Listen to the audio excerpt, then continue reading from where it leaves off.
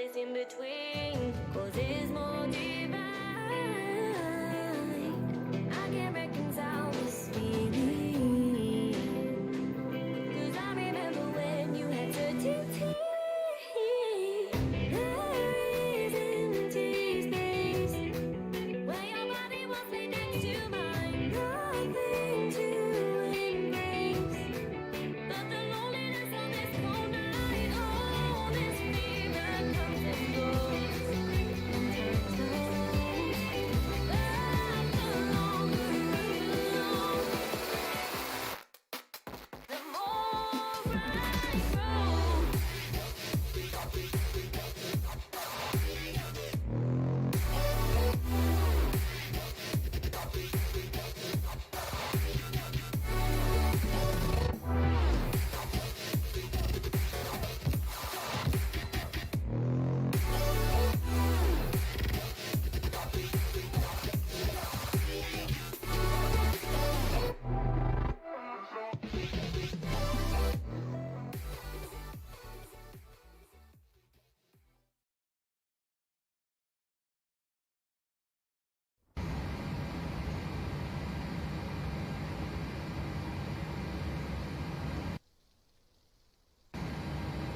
Alright. Cool. Oh, alright. Hey guys, what's going on? It's a hair late, but it'll work. Let's see what's up on the chat. Let's see. Hey, what's going on, guys? What's up, Jake? Hi, what's going on, my friend? Alright. Get in here. Oh, lots of rain today. Oh my goodness. Oh my goodness, lots of rain. Let me double check my audio real quick. I think you guys should be able to hear me okay. Alright, Denver. Alright, so yeah, so we're in Atlanta. We'll be taking a trip over to Denver since we can get out of this weather. How's it going, man? Pretty good, pretty good. Same old. Just hoping the weather holds up here, but other than that, very well, sir. Thank you, and hope you're doing well. Also, oh man. Okay, let's get this show on the road here. Alright, got a payload. So we'll be taking it's about 2.5 hour flight from Atlanta, Hartsville to Denver today. So about 1,000 miles, give or take. Give or take, plus and minus, all the fun stuff. So right now we're going to get our loadout situated. So today we'll be carrying 168 souls on board. That's about 139,000 pounds. So I'll go ahead and load that up in our F&C. And fuel will be 23,000 on the block fuel. So 23. Alright, get that loaded in there like so. Alright, so let's call up the actually, let's get the doors open. Do that. Get the doors open here, and I'm cool with boarding. I don't know about you guys, but I'm cool with boarding. Alright, so let's go ahead and we'll call up GXX and request boarding. Got an Airbus there. We're also in Vatsim as well. I don't think ATC is on at the moment, but we are on Vatsim. So let me get the CTAF frequency pulled up. All right. Ooh, it's rough. It is rough today. All right, route. Route NGXU. Oh man. We might have to wait for a break in the weather. I don't think so. There's the crew loading up there. Very bad weather. Yeah, it's pretty bad today, man. Pretty bad today. We may wait for a gap. Hopefully by the time we finish up our pre-flight, the weather may have subsided a little bit for us to at least get out and go from there. Alright, so let's go ahead and execute that. Where are the winds? So I'm thinking 2.7? Yeah. 2.7. Use our EFB. Their airport map pulled up. So we are all the way on the east side right now. So we'll take 2.6. We'll depart out of 2.6 left. Yeah, we'll take 2.6 left. So just want to. Are you using real-time weather or modern? I am using real-time weather. So what we're seeing here now is probably what's going on in Atlanta, plus or minus a couple hours. So I'm using Active Sky as the plugin there. So fairly realistic. Alright, Delta 632 will be the flight number today. Runway 26. Alright, 26 left, and the departure today will be the cut in 2 Tanko transition. Holy cow. That's awesome. Alright, fuel, so the reserves will be 2,400 pounds. Bring that in there, 24,000.2 on the fuel.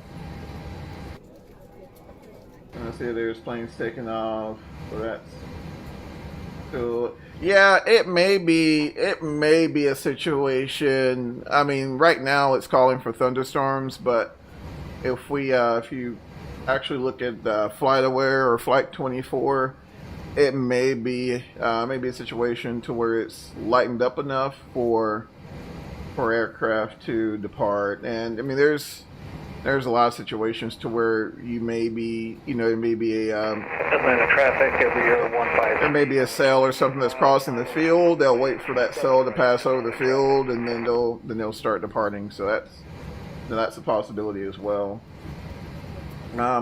As good as the weather is in Flight Sim, it's still not all the way perfect. So much better than what it was.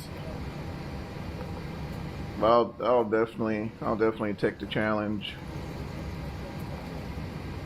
any day in the sim. But these storms you do not want to play with in real life at all. Let's see. All right. Let's see where you leave. I'm from Texas. Little Texas there. All right, so got that loaded up.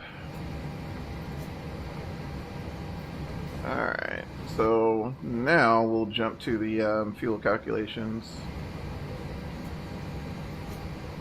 Head on over here, performance.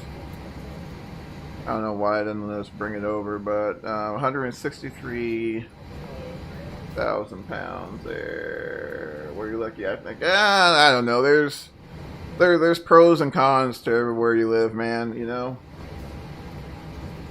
Yeah, there was actually one that hit South Texas a few days ago. Actually, was it yesterday? It was fairly recent. There was a pretty bad hurricane. It's not the strongest we've had by no means, but it was pretty bad nonetheless. 23.4. All right, and we're at 156 souls on board right now, so we'll go ahead and fire up the Fire up the APU. Alright, that.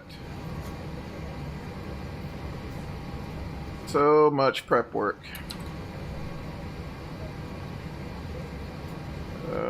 246.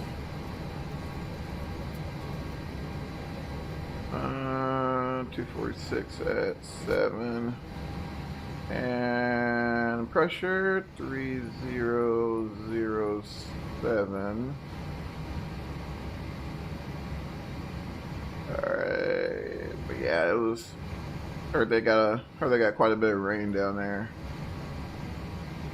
Alright, AC on. Alright, okay, so there's our numbers. So sim temp be 46. Atlanta traffic every year 153, short final runway 27 right, Atlanta traffic. Alright, so I mean there's aircraft flying, so that will be good to go. Alright, CG and 246 at 7. Alright, 145. Alright, so they're saying flaps 5. Alright, and V-speeds are plugged in, so it's saying 153 here.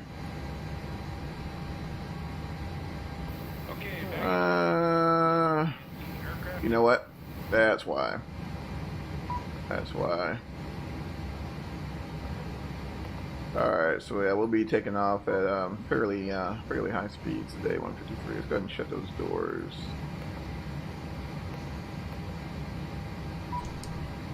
Let's go ahead and shut those doors. Yeah, it's coming down pretty good. Alright, so the plan is we'll push back and we'll face to the let's see, we'll push back, face to the north, and we'll take 26 left, so that's the plan. Alright, let's get out of here. Alright, doors are shut and all that fun stuff, so we've done nothing up here, so we'll go ahead and get all of our airplane configured. Cruise altitude today will be, I think, 34,000 feet, 340.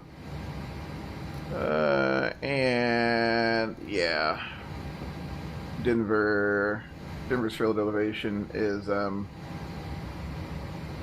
pretty high. We'll go ahead and pull this from the FMS, and just need to get the field elevation. I live in the Caribbean. Traffic Delta, 744, taxiing 27 oh yeah. Lima Juliet, Mike, Atlanta. Oh yeah. I think I took a flight down there not too long ago in Sim, man. It's beautiful down there. I am jealous. It is beautiful in the Caribbean. I am jealous, my friend. Alright, we'll do 5,500 for that landing elevation. Gives it a nice, well, around 4,000. Alright, let's see. So that's all set there. APU. Alright, so that looks good there. That looks good. Let's see. That's 4,000 foot long. Cool with that. Alright, so electric hydraulic pumps are on. Probes are auto. Go ahead and turn off the packs there. That's on. Dominican Republic. Atlanta traffic Delta 7 Heavy. We're approaching the final approach fix for Oh, 27. cool. Yeah, definitely. Sorry, Atlanta traffic. Definitely. 1 to 2 hour flight. Man, that sounds cool. That sounds cool. Let's get some wipers on. Alright. Let's back up here and get the gate number at least. We're at Alpha 25. Alright. So that's Denver. let's go ahead and pull up our chart here for Atlanta. So we are traffic over here 153, clear runway 27 right. So we're here. We'll push back fix to the north, and we'll take. Let's see here. We'll take Echo all the way down. Yeah, we'll take Echo all the way down. We'll do that. All right. Actually, I need to double check one thing. That's not set. Hold on.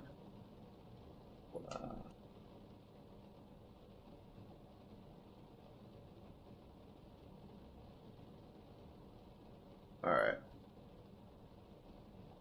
Okay, it's done.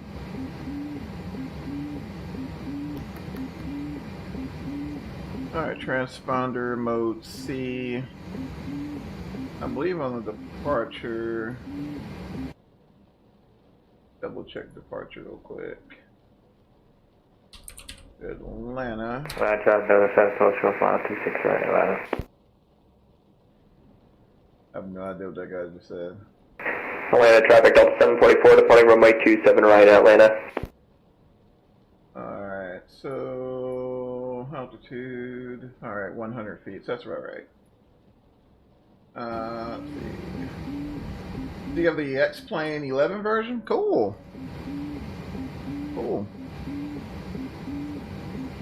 2020, yeah, it's looks to be a strong contender, man. Definitely looking forward to it, actually. Ready to push back. And it'll make us a call here. Land traffic Delta 632 Alpha 25 be push back face to the north, taxi to 26 left for departure to the west for land traffic. Good day, Captain. Alright. Doug is connecting now, so we'll be pushing back in just a couple of minutes. Can you please confirm that your parking brake? Alright, so yeah, we need to make sure our parking brakes are set. Release ground power, pull the chocks. Alright, we're good to go there. We'll set this dude to 158. Yeah, 158. But yeah, it looks pretty. 2020 looks pretty interesting. Not gonna lie. This is actually version 5, which is an improvement from 4.5, but it's still lacking. I mean, being honest, still lacking quite a bit. And we are ready to push. Okay, it looks like the apron is clear. Release parking brakes. Alright, so we'll go ahead and release parking brakes here. Clear for engine start. Alright. Everything looks good there. I think we're clear to start. Alright.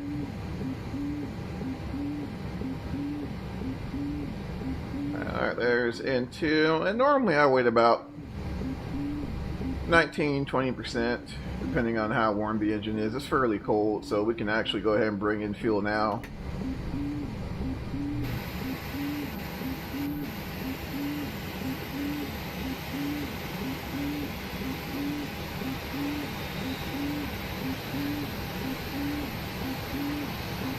Hey, what's going on, John? How you doing, man?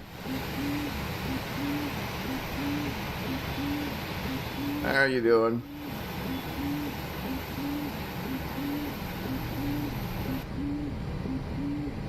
Alright, there's engine 2. Start valve exploring. Yeah, man, it's coming down over here.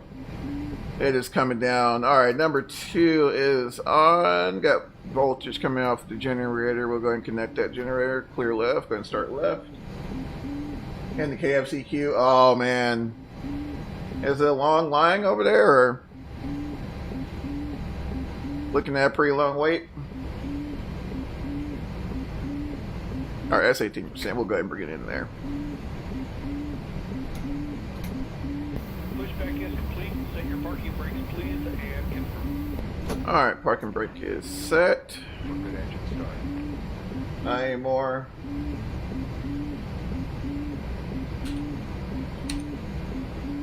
Let's see. Number 2 for final. That's awesome.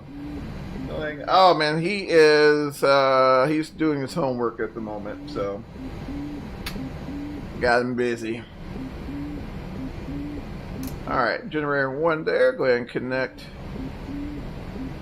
number 1. Get those air conditioning packs on. Get that dual bleed light off. Everything looks good there. I don't think we'll need the APU. We'll turn that guy off.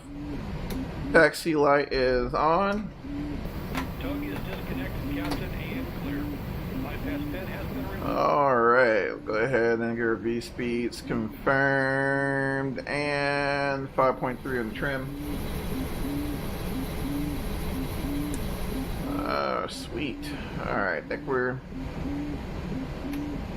in business, fellas, so we'll go ahead and taxi here, and like I said, we'll take Echo and take that all the way down. Right, disconnecting now. Have a good flight. Bye-bye. Alright, but we'll see you.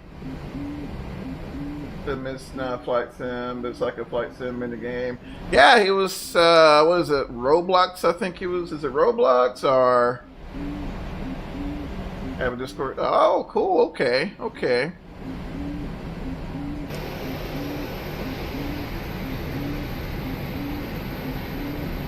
Train and stuff and have fun. Yeah, man, that's what it's all about, my friend. Cool. TFS. Oh, cool. Yeah, that's what it's all about. Bring this guy up here. Pilot training, flight simulator. Cool. That's cool. Yeah, we had nothing like that when I was young, so I actually got into flight simming when I was 15, 16.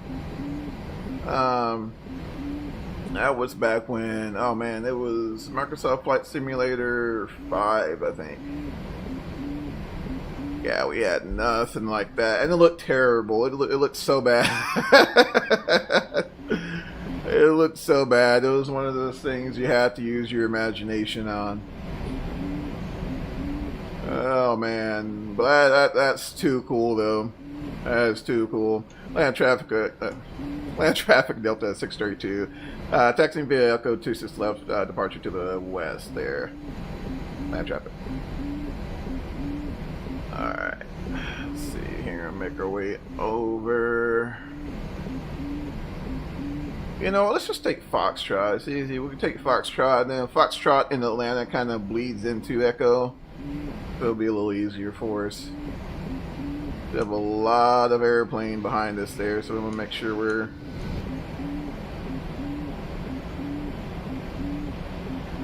for the time it was good. Well, for now, it's like in the 90s. Oh yeah, heading home. Oh cool, Johnny, be safe, my friend. We'll see you in a bit, and don't eat it all on the way home. Alright guys, we're heading down to 2-6 finally.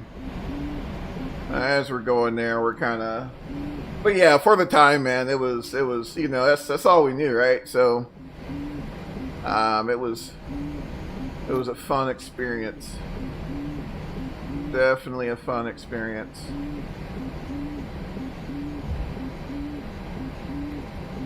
Alright.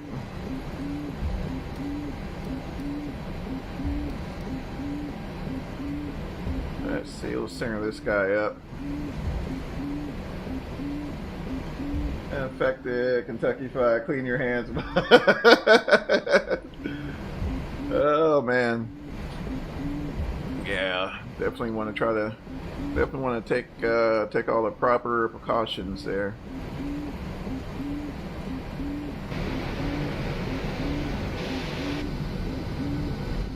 Making our way over here. It's raining. We're getting a good bit of rain, guys, but I don't see much going on in terms of convective activity, which is what I'll be what I'm most concerned about. There you go. Much better. That's what you get for letting your kids play in your chair. Alright. Now a good little 13-knot trot down to 2-6 left. What's your favorite plane? Jake, ma'am, I would say probably, and of course it's no longer flying. Well, there's a few. No, Delta got rid of those, but I would say probably my favorite airplane is probably the MD-88, MD-83. Mine is the 7. Oh yeah, man, the 777 is a legend. It is a legend. Very capable airplane, quite safe. A350 is a beautiful bird as well. 787. I don't know, for some reason, the 787 reminds me a lot of the A350. Although, you know, commonality-wise, they share really no similarities. But as far as the look, you know, they both have that very aesthetically pleasing look to them. So they're both equally beautiful. And the 220, oh, the 220 is a fantastic bird. I had the opportunity to ride on one for work to Salt Lake City, and it was a fantastic flight. Very, very roomy, and an extremely smooth flying airplane. Extremely smooth flying airplane. Alright, there's Echo there.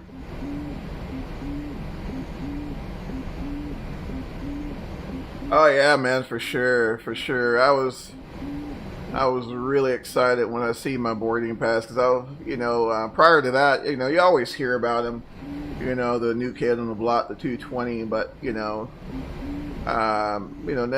saw much, especially around DFW. But yeah, it was fantastic, very modern. Oh yeah, it's. In terms of ergonomics and flight crew comfort, I'm sure that thing's a Cadillac. I'm sure that thing's a Cadillac. A little power there.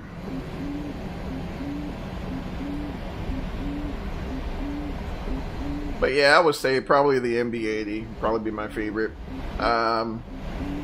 717 is not a bad airplane either, but there's just something about those old, just the sound of those older Pratt & Whitney engines, to me, it's just, I don't know, it's awesome. Awesome airplane. Let's see, data, I need that. Turn off stations, don't need that. Alright. Let's take a look at our flight bag here. So we're almost there. Almost to 6 left. There's 7 home now. Cool, man. Cool. The Queen. Oh, yeah. And it's so sad, right, to see all the 747s go.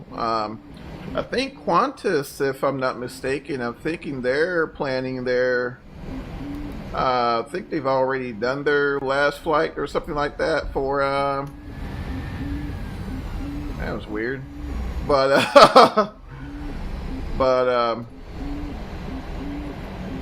sorry about that, y'all. Let me get this together. But yeah, I think Qantas has had their farewell flight as well. I didn't like the thick. Yeah, I wasn't a huge fan of the 380 either. I appreciate the technology that they packed into it. I appreciate the capabilities, but I just was not a fan of the airplane. And reading a lot of the articles and things like that they put out regarding it. A lot of airports had trouble with it. They had trouble handling the size, even though there was, supposed to be airports that, had accommodations for it. But that was one thing I read, and a lot of airlines just really didn't know what to, do with it, honestly. So it's sad to see it go, because I mean, it's really, I don't think there's really many jumbos left. I mean, of course, you got the 777-300 and all that, but it's like, I don't know. Still don't have that majestic look like you do the 74 and A380. Alright, I think we're all set. So engine ignition set to continuous, landing lights on, strobe lights on. Everything's set to go here. Auto brake set to RTO. Takeoff trim is set. Alright guys, I think we are all set to go. Let's let's see here. And actually, let's go ahead and use our heads-up display there. Ah, there we go. All right, beautiful. All right. And Atlanta traffic, Delta 632 departing 26 left of departure to the west. Atlanta traffic. Alright, guys. Hey, what's going on, Ultimate? How's it going, dude? I also have a YouTube channel. Cool, man. Awesome. Awesome. Drop a link to your channel there. Alright, funnel's clear. Runway's clear. Clearance received.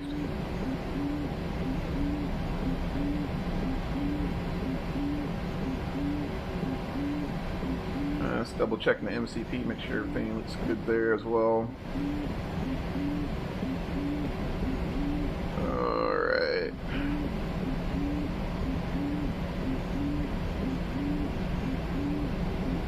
Alright, I think we'll do a rolling takeoff on this one here, fellas. I don't think we'll hold the brakes at all. Alright, takeoff. We're 40%. Alright, engine stabilized there. Power set. Full forward pressure on the column there. Engine instruments in limits. Airspeed's alive.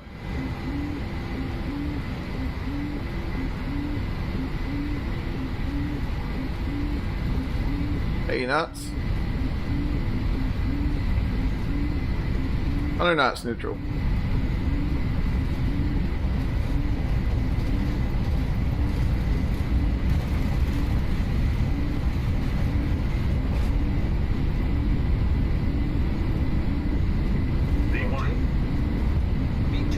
Smooth rotation with the 900 there. Don't want to strike the tail. Alright, positive rate of climb and gear up.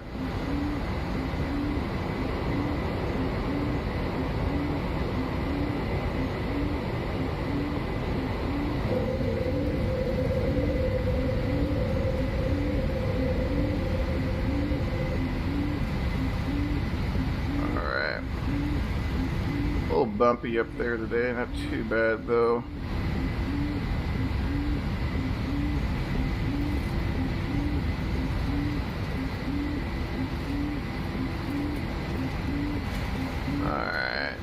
Make this a little easier for you guys to see.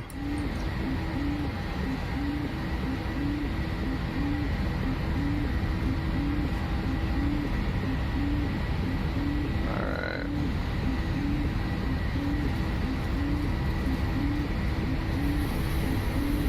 Little trim there.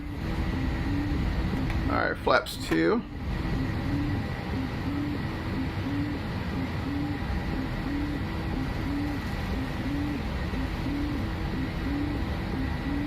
And we'll hold it there. Winds are pretty gusty.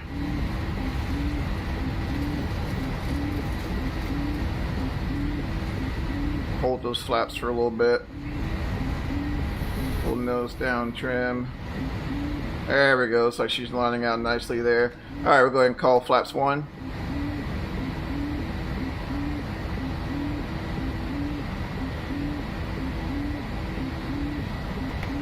And flaps up. Quite a bit of nose down trim. Alright. Autopilot command 1. I'll go ahead and turn these fellas off here.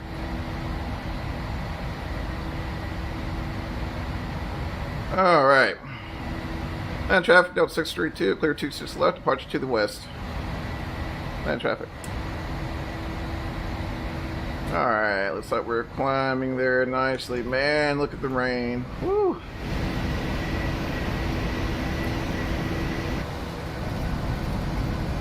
Let's see. Alright. Alright, what are the meals on board? There are no meals on this one. There are no meals on this one, guys. Oh my gosh, look at the turbulence. Holy smokes. Crazy. Let's head up front here.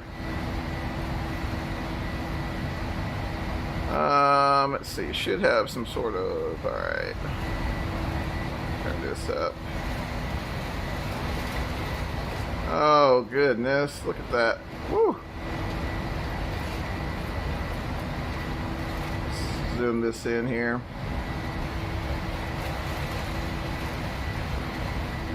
Loads of weather, guys. So I'm not too concerned with the green, unless there's a shadow, of course. But really looking for these areas here. Areas of red there, want to be definitely cautious of. And actually, we can use this to kind of help us navigate our way through the weather. Is that a max? No. This is actually the this is actually a 737-900 ER with the Scimitar winglets. So no max, unfortunately. Need to talk. We're above 10,000. Yeah, we got a sterile cockpit, right? Gotta have that sterile cockpit. Alright, we'll come up to 340. Alright.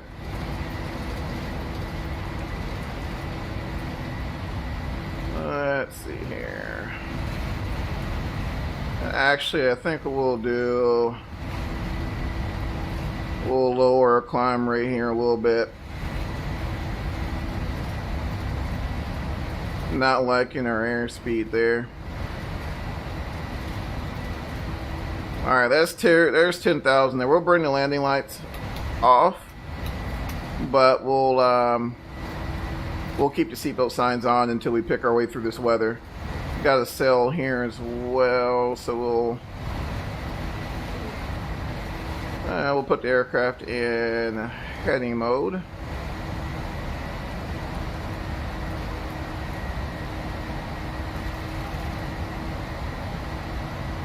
And pick our way through this climb. Yeah, this is pretty bumpy today, actually.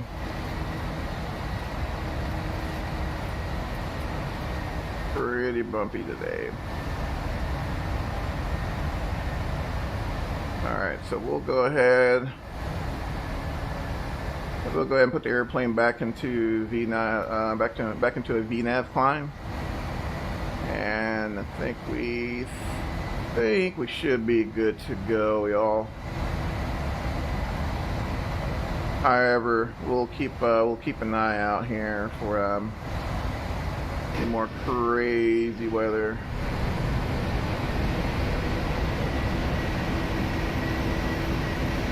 Yeah, it's still pretty bad in some spots.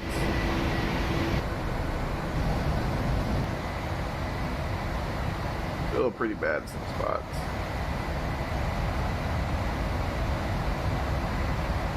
Alright, so we can see cutting there. We're a little to the right of it, but we'll probably end up going direct Hanko.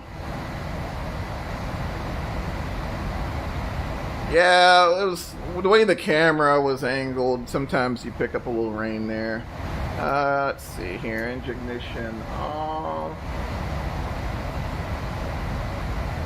Yeah, I think we should be good.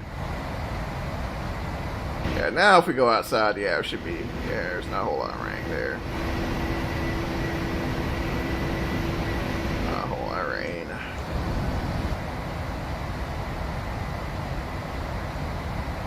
Alright, so we'll go direct Hanko.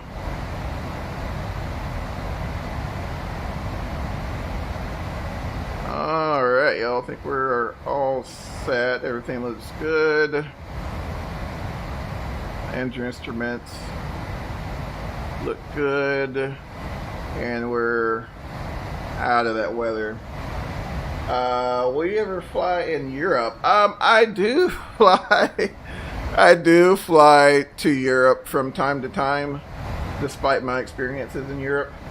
But I do fly from Europe from time to time. It's just the way the hours work. I do, John. I have been into Europe a time or two. We did a flight from, what was it, John? Was it Stansted to Gibraltar or something like that? I just have horrible experiences on Vatsim with Europe. Just saying. Let's see. I'm having a meal. Oh man, must be nice. Must be nice. I am having water.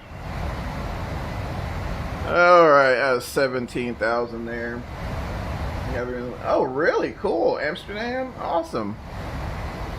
Awesome. I think we're good. We're going to turn off seatbelt signs.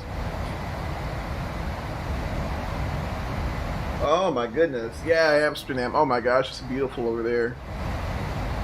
Beautiful over there. Alright, standard transition altitude.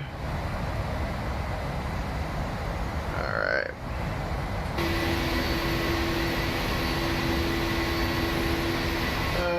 Amsterdam to the Caribbean. Oh man, it's too cool.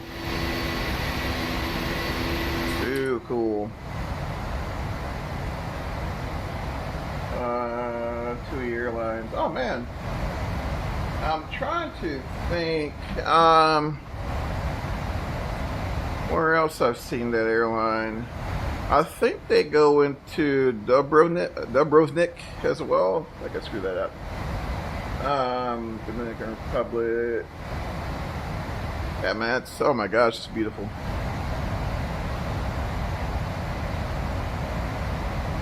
Beautiful.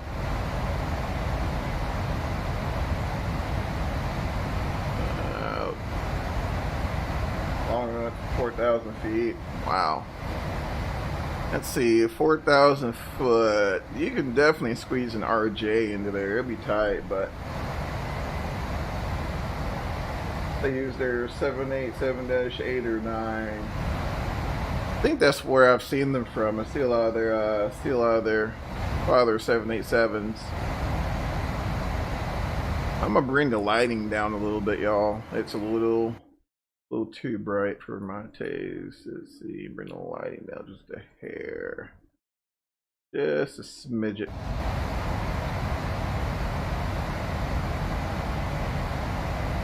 Love the business class in the 787. Oh wow. I've only seen the ones in American, and they are pretty nice. I'm not gonna lie. There's one a day from DFW to Chicago, and from time to time, I'll get lucky and catch an upgrade on their 787, and it's pretty nice. I couldn't imagine what theirs is like. Could not imagine. Bring the brightness up a tad. There we go. Alright, 996 miles to go. Hardly fly on Boeing. Yeah, dude, it just depends. Now, if I'm flying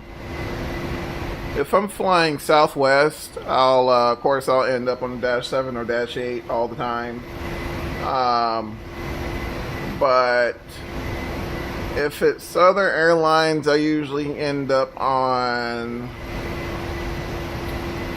an Embraer 175 or a CRJ 700, CRJ 900. At one point, the MD-83. But I'm trying to think of what else. And like I said, I've had one or two occasions where there was a 787 going up to Chicago, and I'll catch a business trip up there every now and then. But it's really been it. Sometimes I go to Brussels, and that's cool. Yeah, I haven't really had a chance to visit Europe.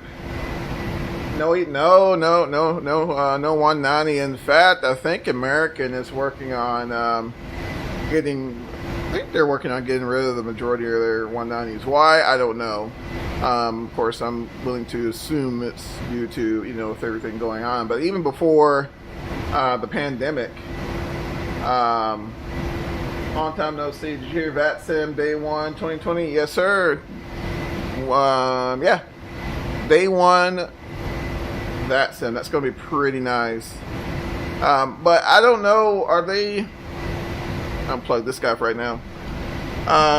So I'm assuming it's going to be, you know, just what, an update to the client maybe.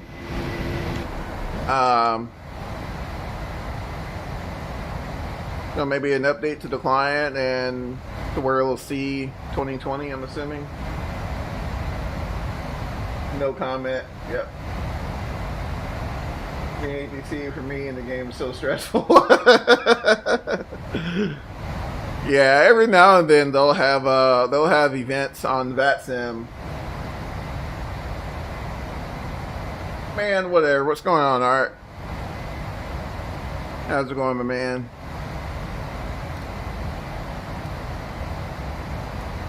Let's see. Man, no traffic rings? That's weird. Let me zoom in a little more. That's weird. That's weird. Have to check. Yep, that's on. So, I don't know. That's weird. But yeah, that's going to be pretty cool. I'm pretty sure Vatsim is going to be pretty hot on the 18th of August. Need to use a notepad and stuff. Yeah. Oh yeah, man. It's especially a lot of those Vatsim controllers. I've seen pictures of some of their setups, and some of them, you know, are fashioned in a way, you know, you would expect. You know, they'll have like a notepad and things like that, and you know, some sort of way to handle clearances and stuff. Man, it's crazy. It's crazy. Hey, Laser, what's going on, bud? I use a guy like this Shamrock with IFR via GPS threats, but 2-4 for departure, climb 18,000 feet. Cool, man. I know why American canceling. Why, Ultimate? What happened with that, man? I mean, swap 6734, ready flight plan. Yeah, just go through your that little craft, your craft clearance.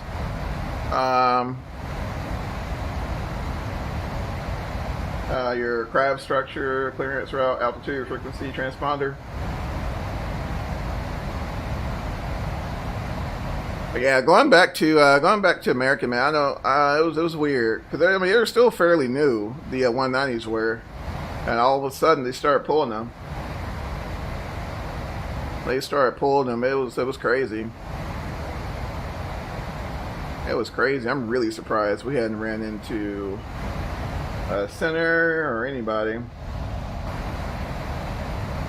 Really surprised at that. But 961 miles to go, fellas. So we got a while. And a bit of a headwind. Not too bad though.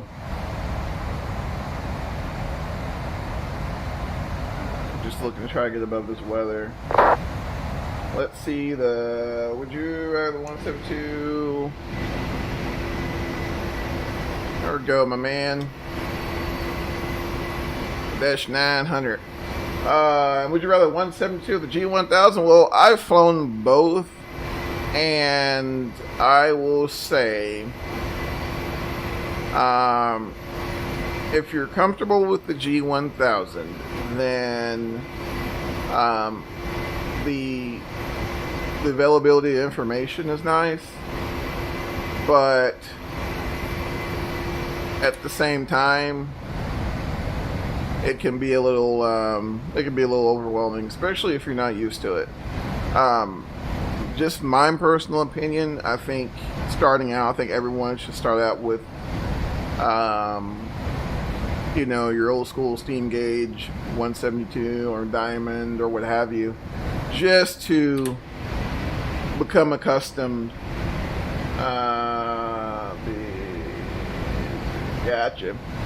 Just to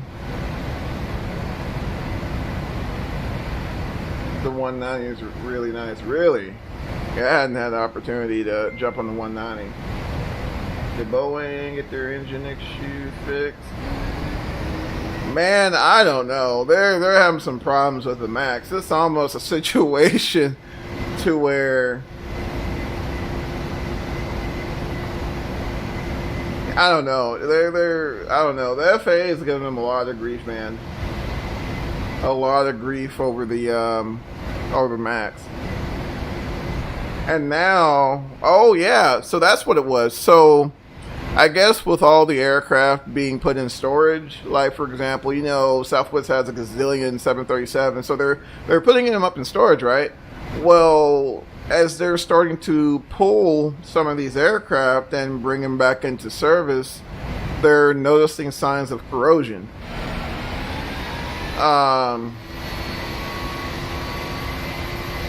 So you know how, you know, a lot of the companies, they'll do the same thing kind of with their pumps. They'll put them in storage. So a lot of the airlines are doing the same thing. Well, they're bringing them back and they're finding corrosion. Group flight on day one. Got it. How about you, man? Exactly. So I don't know, man. I don't know. It's Boeing. Boeing's going through some things right now. I hope they get it together, man. I really do. Let's see. Media market. Airlines don't trust the Max. Yeah, I don't know. They dive back in here. They interviewed the CEO from Southwest a while back, and he still says that he's interested, so I don't know.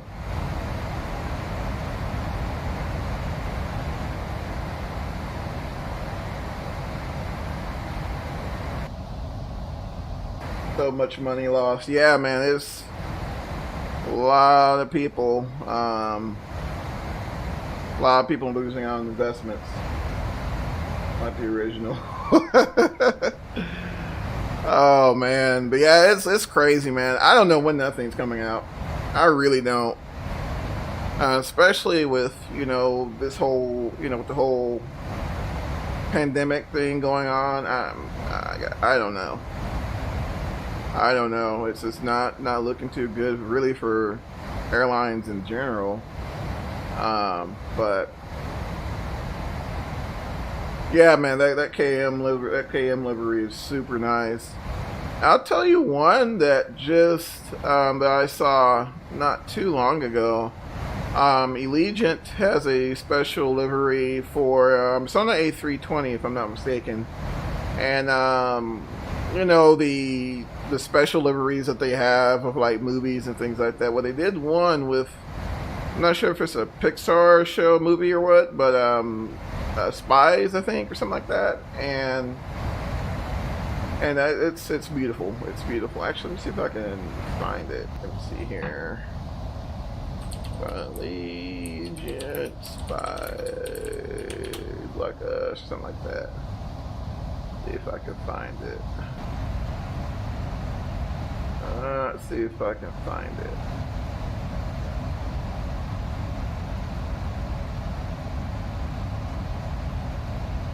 Alright, so yeah, this is courtesy of airliners.net, but that one's pretty sweet. Are comfortable have mad acceleration. Really? The 190s, John, or 195s? I imagine both, since they're so close together.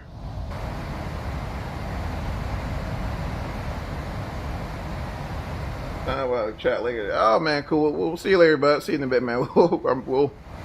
I'll probably be here.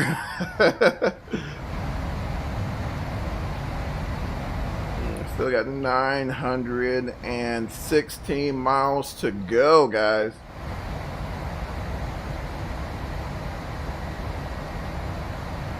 What's happening there? I think it's for a new movie or something like that. You're talking about for the Turbulence? Where? Hold on, are you meaning like for the engine views, or? I think I know what you mean. Hold on one second. Are you mean that?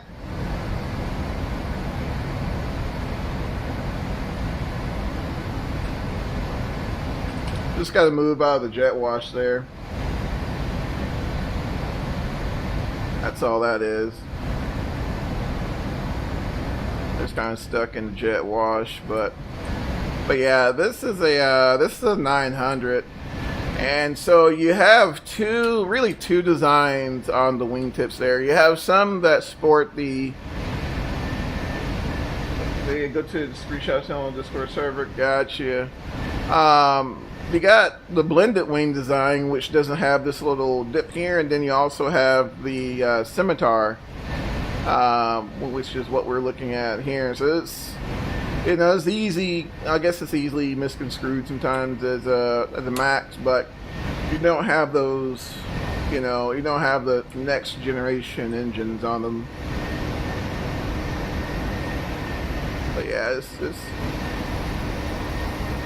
I don't think I've really seen too many of these either. You might see a few from time to time, but there are few. Not many carriers went with them. I think Delta, United, and Alaska has them. That's pretty much it. Pretty much it. Alright, 0.77 there, looking pretty good. Alright, let me check out. Let's take a look here. Oh, how cool is that, man? Is that an X-plane?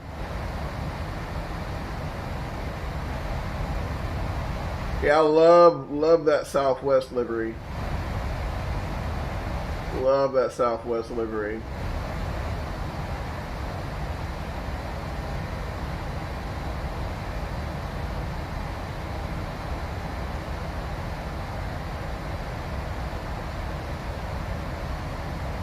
Oh my gosh. From the demo. Yeah, it's not, X-Plane isn't a bad sim at all, man. It's really not. But I would definitely, if you can, I would definitely hold out for 2020. Try that, and then, you know, make your decision on, you know, on which platform you want to, you know, invest your time in. But yeah, X-Plane is not a bad sim whatsoever. Not a bad sim. Let's see. Alright, so far so good on there. Alright, cool.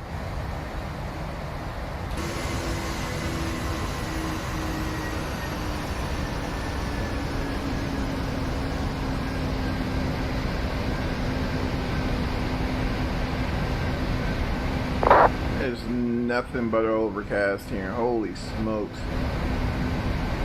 Boeing is trash. Man, it probably is. Not gonna lie, man. But every aircraft manufacturer has their own little quirks. I mean, there's things that are weird about Airbus. There's things that are weird about Boeing. Is anyone having... Yep, some briefs having problems. Airbus for life. I don't know, man. I don't know. When you talk to the flight crews, there are some who prefer Boeing. The best manufacturer is Cessna. Now, I'll have to agree with you on that one. I don't know. Just making conversation. I don't know, and maybe I'm a little biased. I mean, you know, the aircraft is funny because the aircraft I spend the most time in is a Diamond D40, but I'll have to say, in terms of training and things like that, I mean, Cessna's a very, very well built. Very well built airplane. Cessna's trash too. How is Cessna trash? Alright, that's what I want to know, man. How is Cessna trash?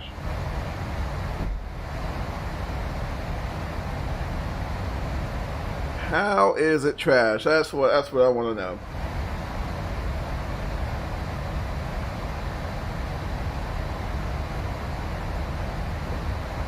As I said.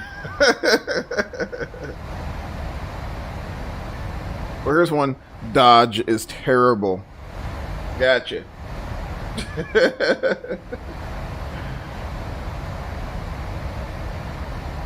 But no, man. Every aircraft manufacturer has its own little.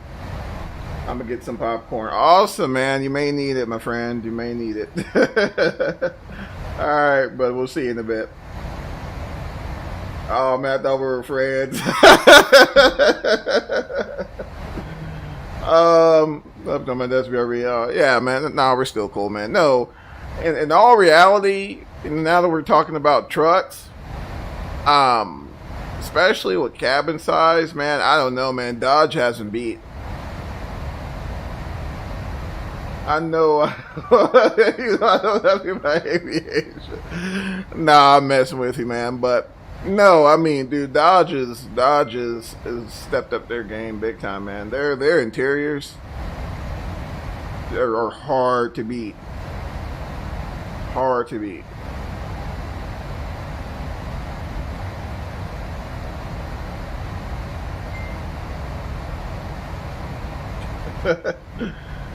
Knife to the back. Oh, got me. No, man.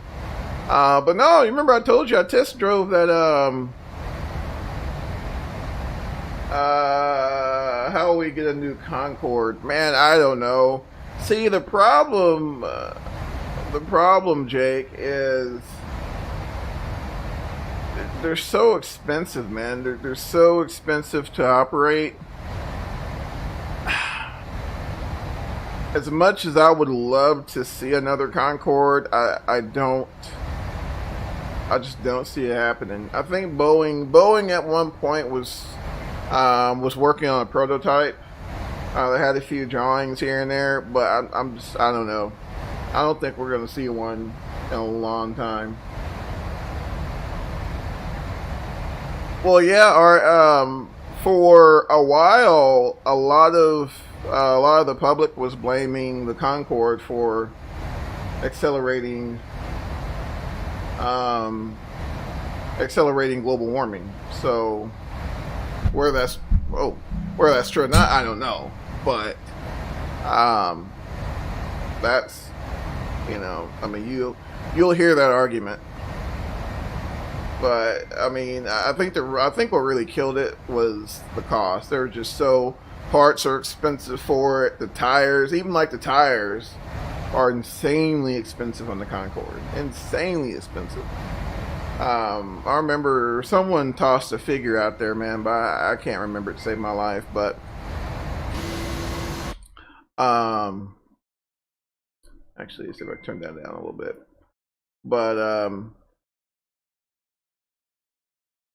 yeah, it's just crazy expensive to operate. So I hope we see one at some point, man. But I don't think that's going to happen.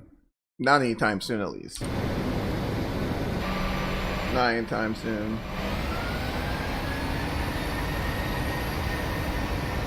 Spinners on the spree wheels. Yeah, I don't know. I would like to fly more business jets, man, but there's not many good business jets out there for flight sim. I mean, there's a few, but yeah, there's not many. Like, I would love to see the Gulfstream, but yeah, that's gonna happen. Years ago, Gulfstream pretty much stated that, no one can use their likeness at all, no one can use their designs at all, or anything. So is there a big custom market? Yeah, actually, when you look in terms of general aviation, especially on the experimental side, man, there's all kinds of avionics setups you can do. Paint jobs. What a lot of pilots have done, they've outfitted their aircraft for like soft fill. Can you go to screenshots, please? Sure. They've outfitted their aircraft with big tires, big Tundra tires. There's a group down in South Texas where that's what they do, man. they go into these small. I mean, they're not even strips or airports. They're literally like flat spots, flat areas of beach near like a river or something, and they'll land there, camp out, and I mean, there's like a whole group that does that. And so, I mean, that's when, you know, the bigger, thick tires, yeah, huge gravel tires.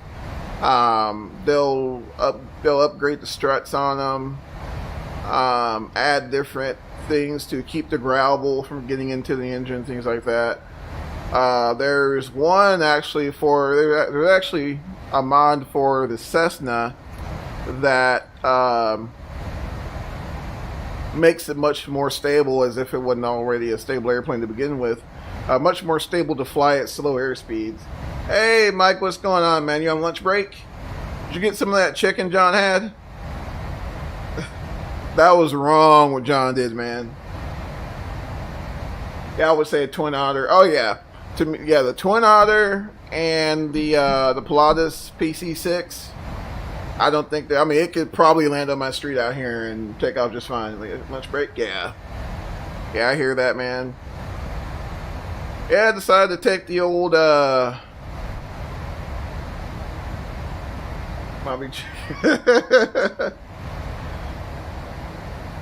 KFC, man. KFC is pretty good. There's a chicken like a king. I got. Hey, what was so bad, man? He dropped the picture.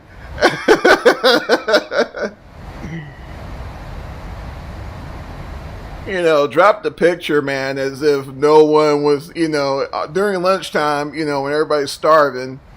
And here we are eating busted sandwiches and stuff, man. It's terrible. Terrible disposition we're in, my friend, but that's all right. That's all right.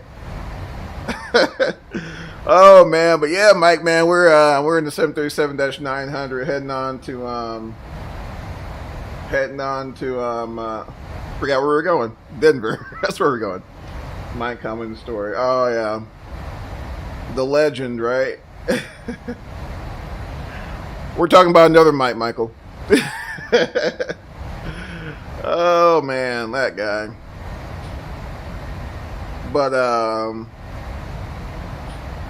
But yeah, you know, so I mean, there's all kinds of modifications, dude. It's insane. That's why you see a lot of pilots going toward the experimental class because you can do so much crap with it. You know, for cheap. You know, they're much less expensive. I think you could play FXX. Oh yeah? Yeah, I had FXX a while ago. I'm sorry, man. Let me go to the screenshots here and take a look. Ryanair, heck yeah. Oh, there's PTFS. I got you.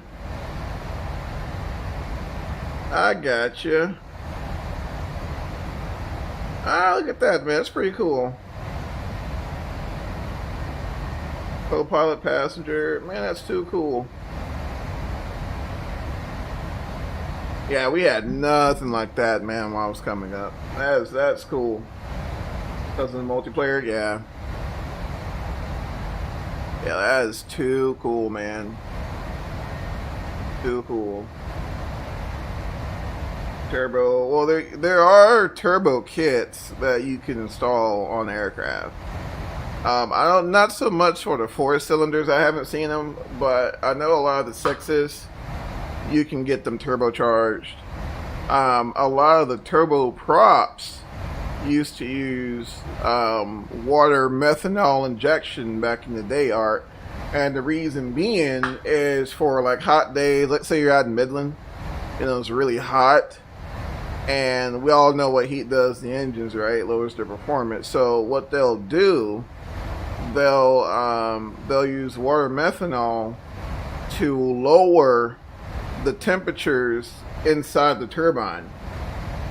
When you're lowering the inner turbine temperatures, that gives you a higher basically a higher red line or a higher level of performance. So, you know, by doing that, you can get out of a lot of really hot and high altitude airports. You don't see that much anymore. The last airplane I remember seeing it used on was on the Metroliner. A lot of the geared turboprops you saw them on. Man, oh man, appreciate it, man, appreciate it. This is really a spare time thing, man. I can't stay consistent. A lot of race cars use it. Yeah. Hey, do diesels? You could probably answer this, Art. Do diesel engines? Do they still use propane? Well, I got you like 24. Right. Yeah. Oh, really? Man, that's crazy. Recommendation? Really? That's crazy.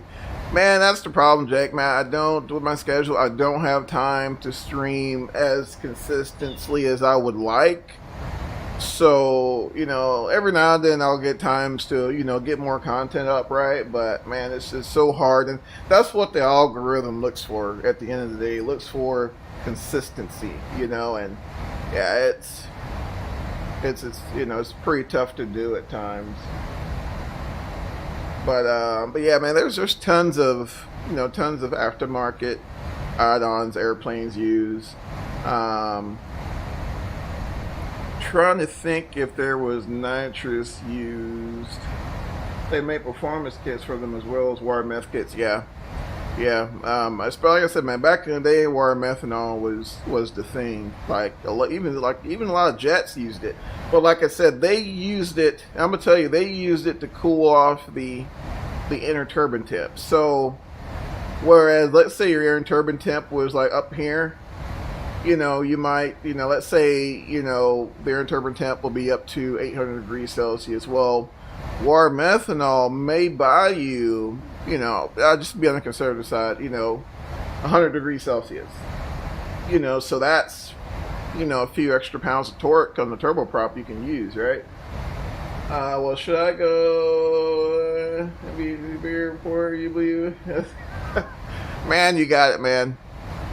I got faith in you, bud. You got it. You got it. Get the hang of that on PTFS, then you can jump on 2020 and get on Vatsim when it comes out, man, to control.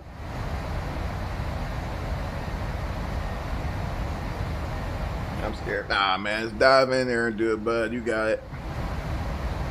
You got it. I have not used this. What is that for? Ah, camera. Gotcha. Okay. Alright. Alright, make sure we don't have any terrorist activity going on there. I think we should be good though. Oh yeah. Yeah, man. Yeah, best of luck to you, bud. And like I said, man, you get used to that and jump on Vatsim and do some controlling. Yeah, I can't wait for 2020, Michael. Dang it. Because here's the problem, Michael. So I almost fell out my chair. So I was like, all right, I'm not going to mention anything about 2020 on the stream. And I'd be darned, I mentioned something on 2020. So, oh well, screw it. But yeah, can't wait for 2020. I'm going to go, it's going to be a stream. Cool, man, no problem, bud. We'll be here. We got another, what, hour or so? Yeah, we got an hour and 41 minutes. Yeah, we'll be here. Or I'll be here at least. Yeah, good luck with that. Is there or was diesel engines in aviation?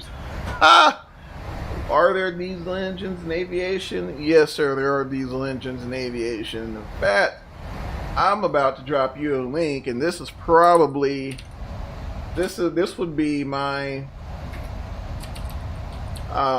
one of my bucket list aircraft. Let's see, so the DA-42, and I want to say the 62 if I'm not mistaken. I believe those engines are diesel. they're Mercedes engines and they are diesel.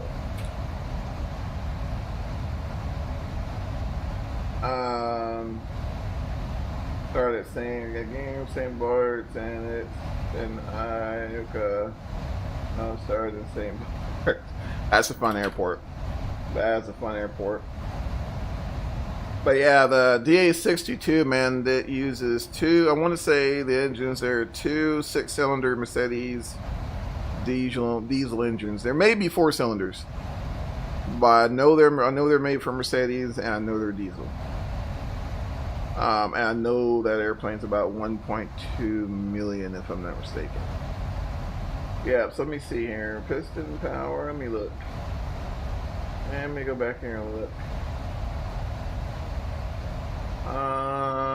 Let's see. Tech specs. Let's see.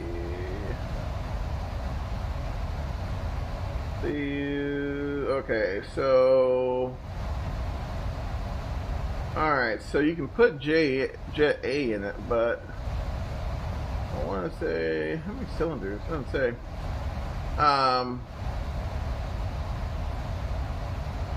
Oh, it only takes Jet 8. Never mind. So, haven't seen streams. Hey, what's going on, Flight Sim? Haven't been in the streams for. My server's full. Ah, man. 2 or 4 stroke. Man, I'm not sure. I'm looking here to. Let me reopen. Let's see.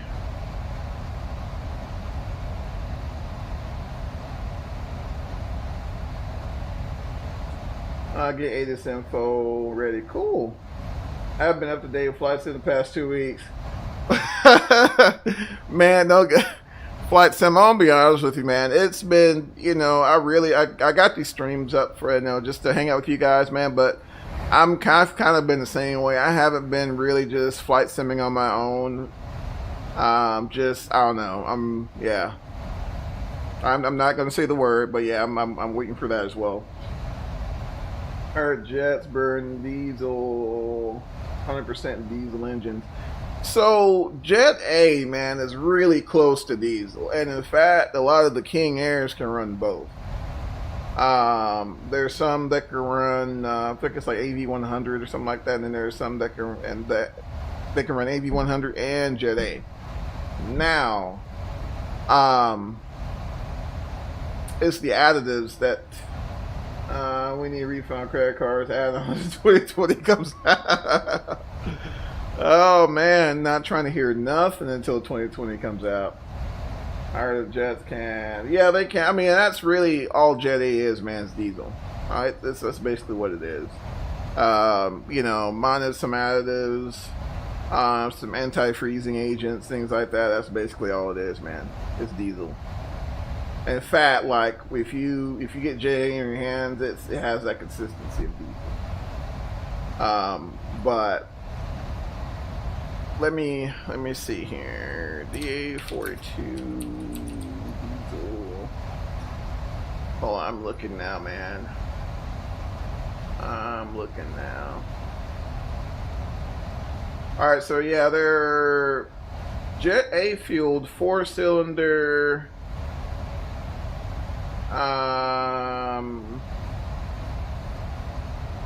J fuel 4-cylinder compression ignition diesel engines that they're so I'm assuming you can run diesel in them as well, but the additives would just be the big difference. But yeah, the DA42 and 62 they're basically diesel engines. Do you kind of regret spending money on? Nah, man, I don't know. So here's the thing. As of right now, as of like about a week or so ago, I'm not buying any more add-ons for Flight Sim until 2020 comes out, which drops on the 18th. So with that being said, do I regret them? No. But I don't know, man. I feel bad for a lot of the developers who are dropping add-ons right now, because everyone, I'm not gonna say everyone, but a lot of the industry is kind of holding their breath for 2020. They really are. So, not saying that, you know, I'm not saying that 2020 is gonna just kill the market. You know, I don't think that's gonna be the case. You're always gonna have that core audience for X-Plane 11, just like you're gonna have that core audience for version 5, just like you still have that core audience for P3D version 5. I don't think that's going away. But what I do feel is that the majority of simmers out there, they're going to at least try 2020, just in case it's that, you know, one sim to rule them all like we all hope it'll be. But at the same time, you know, I don't think it's going to be a situation where it's just going to completely just destroy the market, you know. But me personally, if I was a developer, man, I would be trying to get on that partner program for 2020 and seeing how things go with that. I'm just saying. And from what I've been reading, there's quite a few developers. They've already kind of pledged, you know, I'm going to say allegiance, but they've already kind of pledged that, yes, we will be developing for Microsoft Flight Sim 2020. And even Coronado, of all people, have said that, you know, hey, we're going to be putting out content for 2020, which I am all for that. Well, 2020, you just have to buy the game instead of buying. Exactly, you have that option, but there will also be a marketplace available. So let's say you do want to purchase an add-on aircraft, you have that option, but it's not something where you're going to have to. I gotta run. All right, cool. Yeah, man. We'll see you later, bud. Take care. Unless you never, yeah, you know, I can see that, but there will be a marketplace available. So, first thing, spend money in the airport. Yeah. Now, see, that's what I'm really excited for Flight Sim, is the fact that we will no longer have to, like, crap, man, I want to fly here, but dang, I don't have any scenery. I can't tell you how many times I've been in P3D, and you guys know what I'm talking about. You know, let's say you want to fly to Dane County, Wisconsin or something. I don't know, just to a random airport. And, you know, you really want to go there, and, you know, I don't know, me personally, it's hard for me to go to these airports that don't have scenery because they look so bad. But you'll get to these airports and the scenery's terrible. Terrible.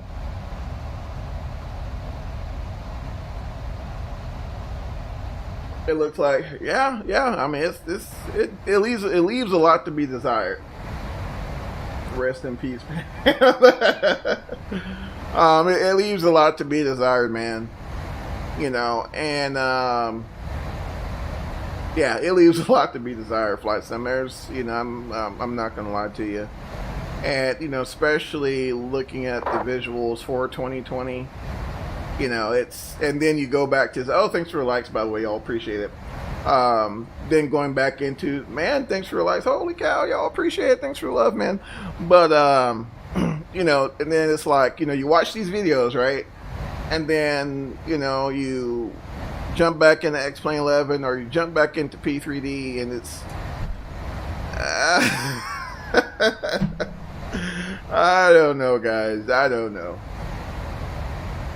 Get a good looking sim. True. That is true. Hey, what's going on, Skyboxing? How you doing, man? I love that name. Heck yeah. We forgot about performance. Yeah, that's true too.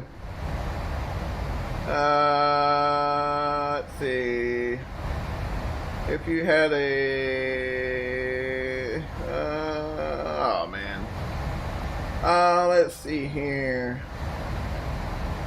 Let's see. Man, my chat's all laggy. Let's look here. Let's see. But yeah, yeah, man. Looking at, let's see,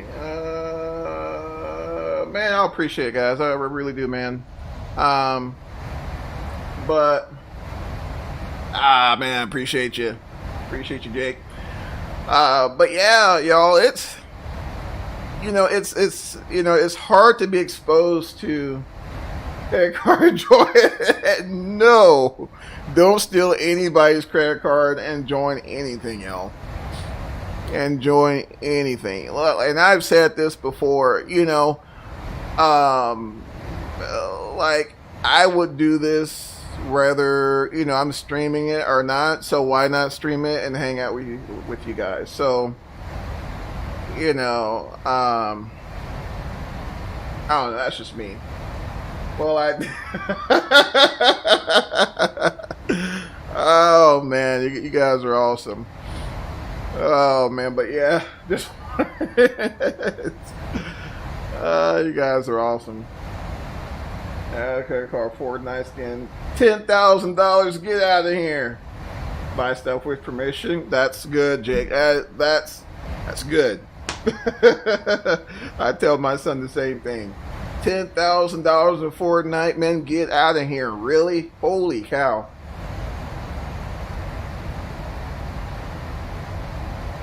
Holy cow.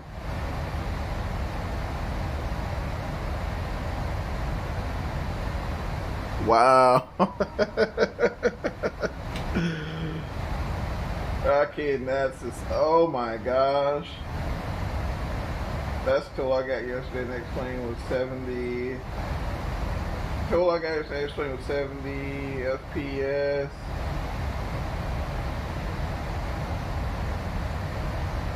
$70 FPS, man, that's good.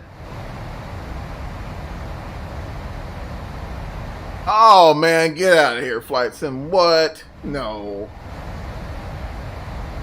No.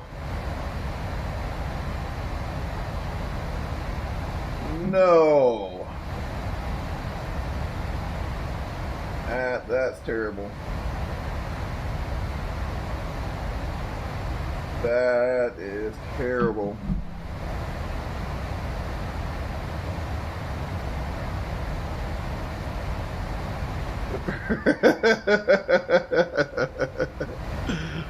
Oh man, I almost bought an Apple Watch. Wow.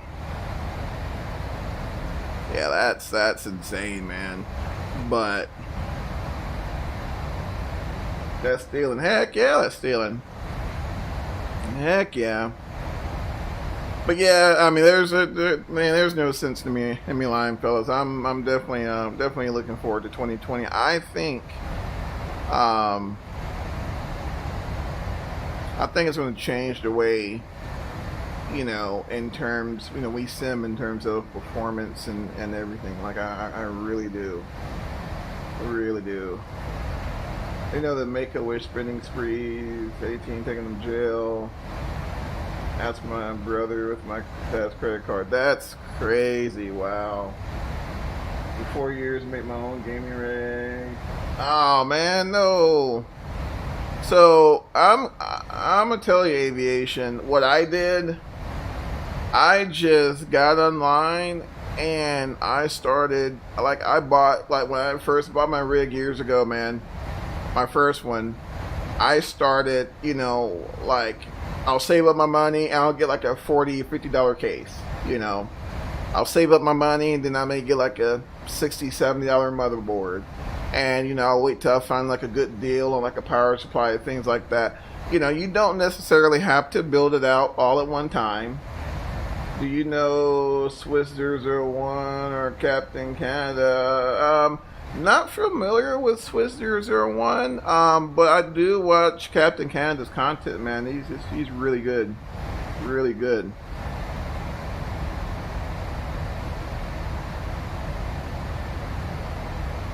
But yeah, aviation, man, just build it out a piece at a time, bud.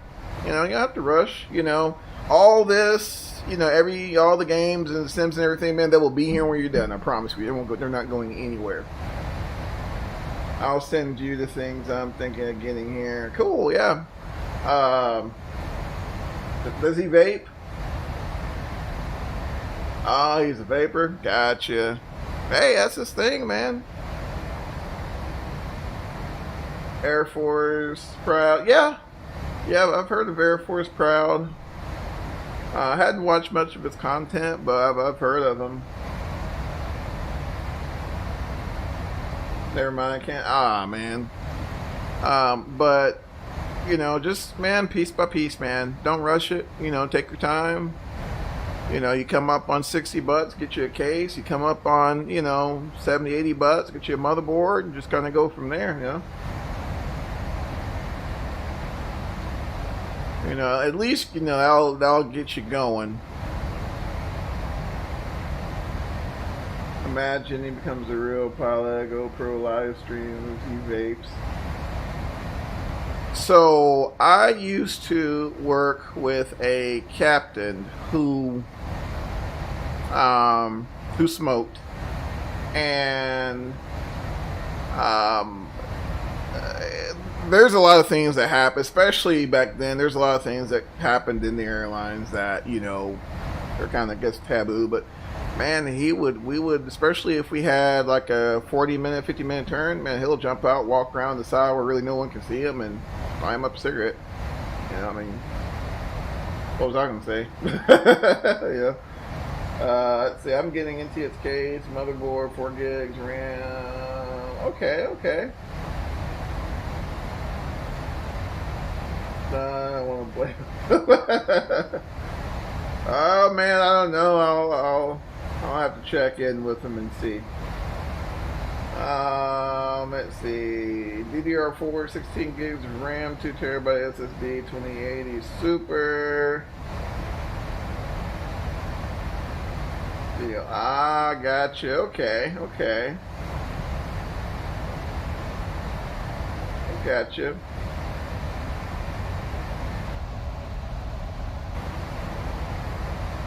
Yeah, it's normally towards the evening. We'll see how he does, and then you know, he may be able to jump on, bud. 629 miles to go. Yes. Oh, so the majority of my content might run an hour and a half, and Flight Sim can probably tell you. I don't do long streams normally, so there was a guy who put a helicopter pillar in his car. He got towed by, couldn't turn, so he feel like, alright, so YouTube, wow. That's terrible. That's terrible.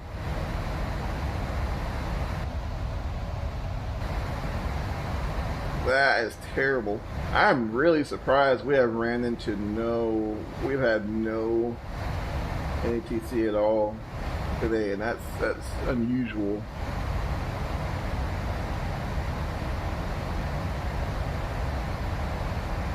That is unusual. Jump outside for a minute.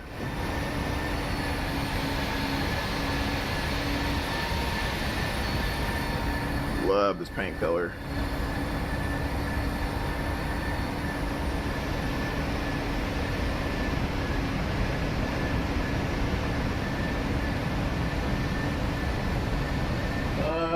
Let's see here. His car fell on a preschool. Good grief, man.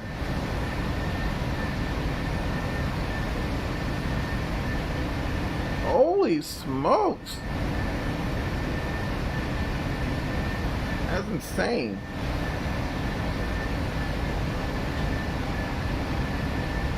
That's part of it. Okay, gotcha. Whew. Had me wondering, man. I'm like, no, really? That's terrible.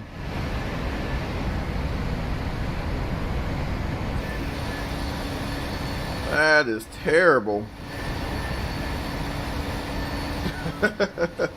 Heck, had me scared, man. I'm like, if a car fell on a bunch of what? Like, how did I not read about that?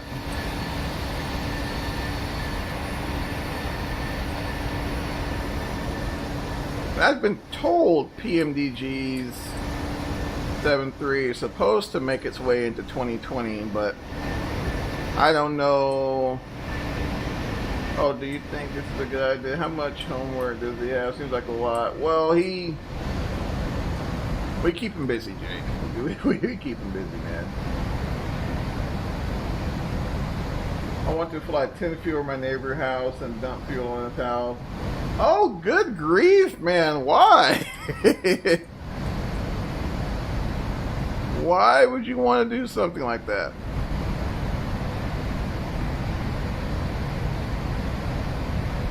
Yeah, let's get behind the jet wash there.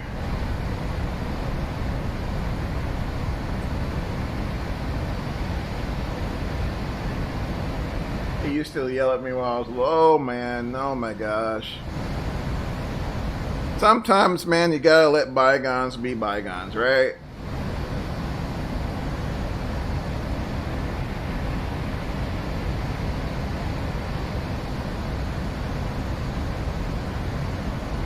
He used to yell at me. Yeah, man, this... Don't give him the satisfaction of paying him any attention, and he'll stop bothering you. What's the thing in the back of the plane for? Which one, bud? Let's talk about it.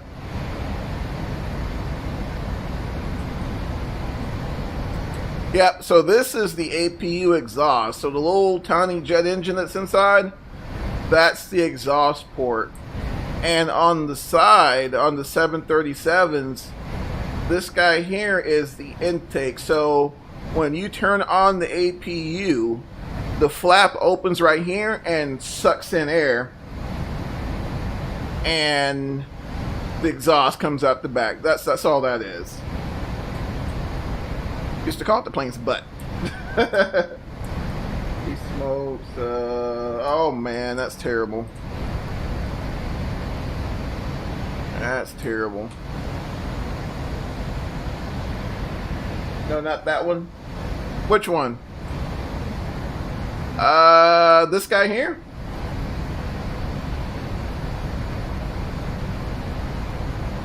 This guy here, Jake? Is that what you're referring to, bud? So this is specifically on the... I think it's on the Dash 800s, but definitely on the 900s. So the 737-900 is very prone to tail strikes. It happens.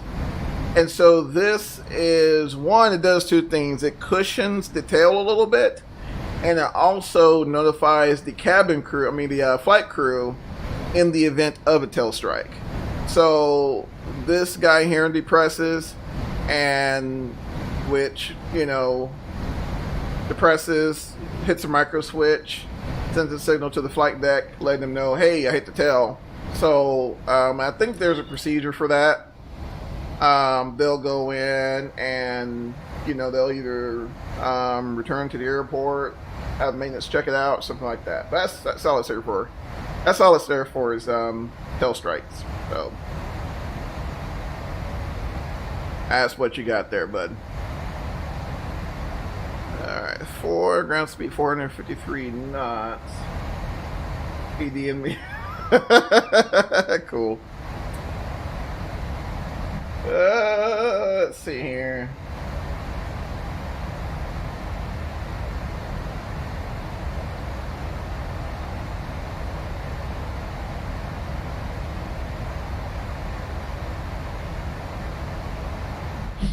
Cool. I'm moving around the... I gotta set my views up in chase plane. I rarely take out the 737-900. So a lot of my views aren't set up yet in chase plane. I'll try to get some of those lined out, at least.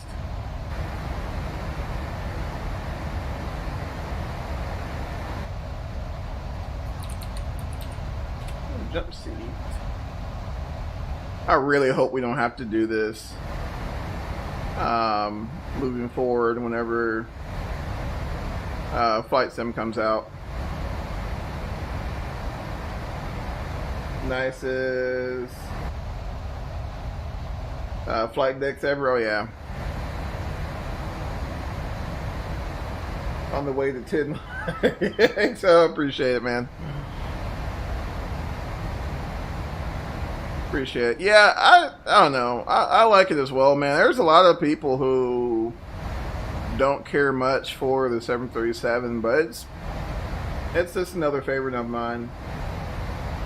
Roll, sure.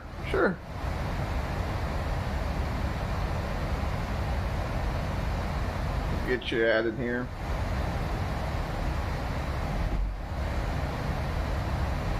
Actually, I need to bring that guy up, actually.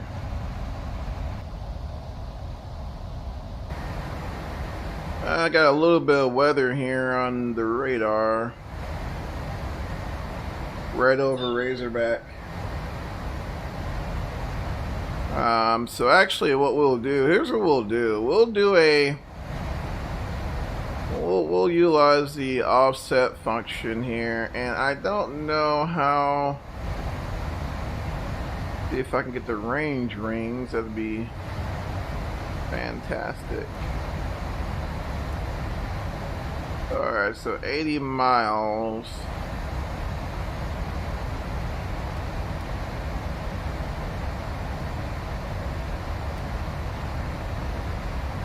I'm at 40. We'll do an offset of 20 miles. That bad weather, yeah, it could be a little rub. So here's what we'll do. Seatbelt signs on. And we'll offset to the right 20 miles.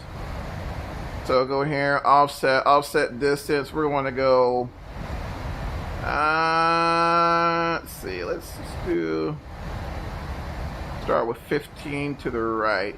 So basically what I'm telling the flight management computer is I want to fly alongside my route 15 miles to the right, and we want to start at Razorback. So that's Romeo, Zulu, Charlie, and then we will, where does that put me at? Be close, but be fine. Let's go ahead and execute that. And then we want to end it at Bravo Victor Oscar, I think. So Bravo Victor Oscar. And we'll set that as our ending waypoint. Alright. So if you can kind of look, you can see how basically we'll still continue on the same route. So the pink area is areas of intense turbulence based on the returns, the radar returns that the airplane is getting with the radar waves bouncing off the rain. That's all it's doing. So that's really how radar works in terms of aviation. Like, you know how fighter jets find fighter airplanes, you know, using radar. Well, airplanes find rain the same way, so it sends out a beam. The beam bounces off the water droplets and returns back. And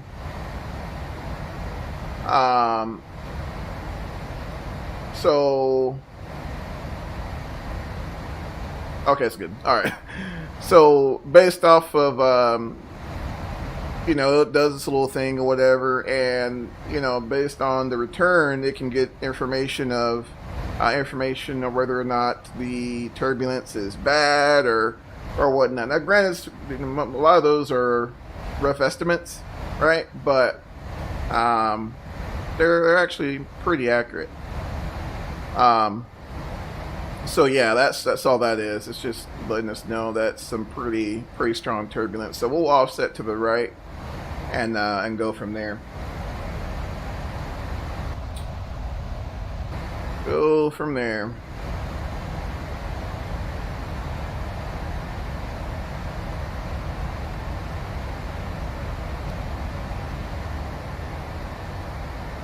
All right, that should be set.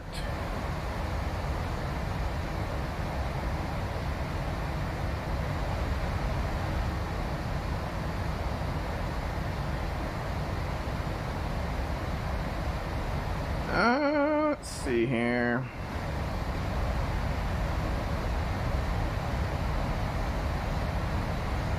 Let's offset 20 miles.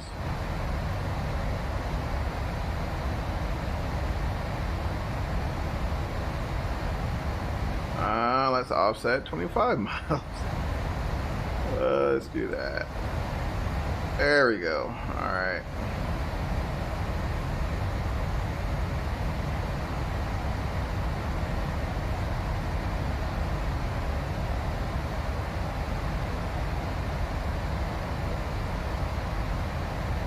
Let's see how she does here.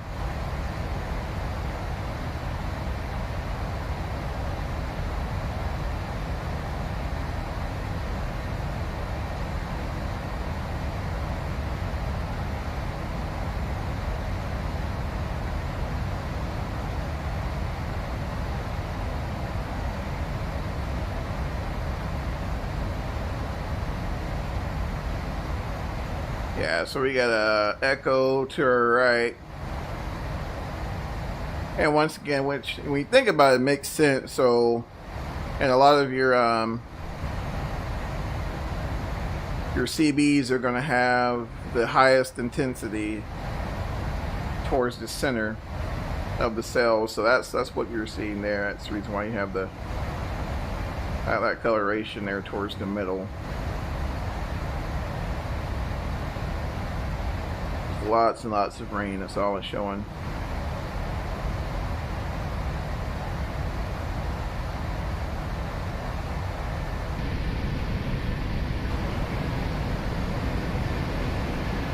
Lots of weather today. Holy smokes.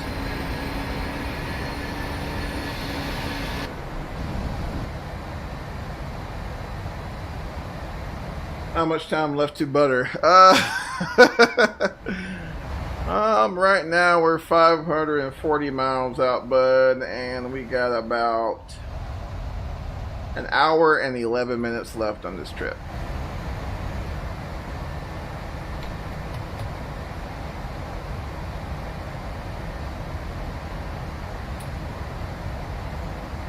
Let's see, what did I click something? Oh, that's what that was. Yeah, I told you this one was actually pretty long. This is one of my longer flights there. More or less, yeah. It was about 2 hours and 47 minutes, but you know, all in all, you're looking about a 3-hour stream. So yeah. Oh yeah.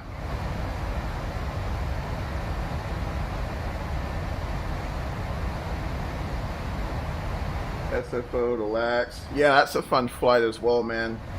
Nice, short, fun flight. I'll do that one quite a bit as well.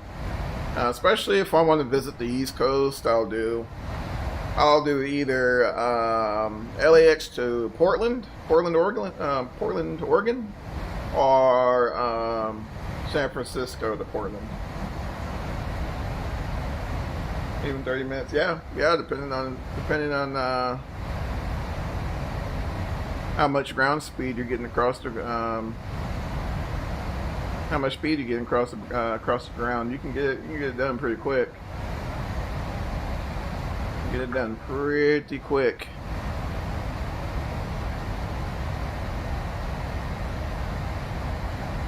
Diego, Texas. I'll do that one every now and then. That one's not too far. I'll do that one from time to time. I'll also do Minneapolis to San Francisco. I'll do Minneapolis to DFW. Salt Lake.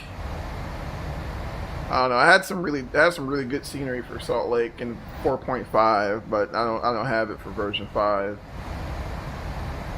since the developer hasn't updated it yet. But you know, normally I was trying to stay around the range of an hour and a half, 2 hours. But the thing is, with this variant of the 737, you don't see this airplane flying anything less than 1,000 miles. They use it a lot for transcontinentals, especially Delta. I mean, like Atlanta to Seattle, Atlanta to San Francisco. Just tons of transcontinentals. Every now and then you'll see like I think the shortest one I've seen was, I want to say Atlanta to Mini, but I don't even think they're flying that anymore. But they tried to. The Dash 900 was kind of there to kind of supplement the 757, but it never really replaced it. And that's just my personal opinion, but it never really replaced it.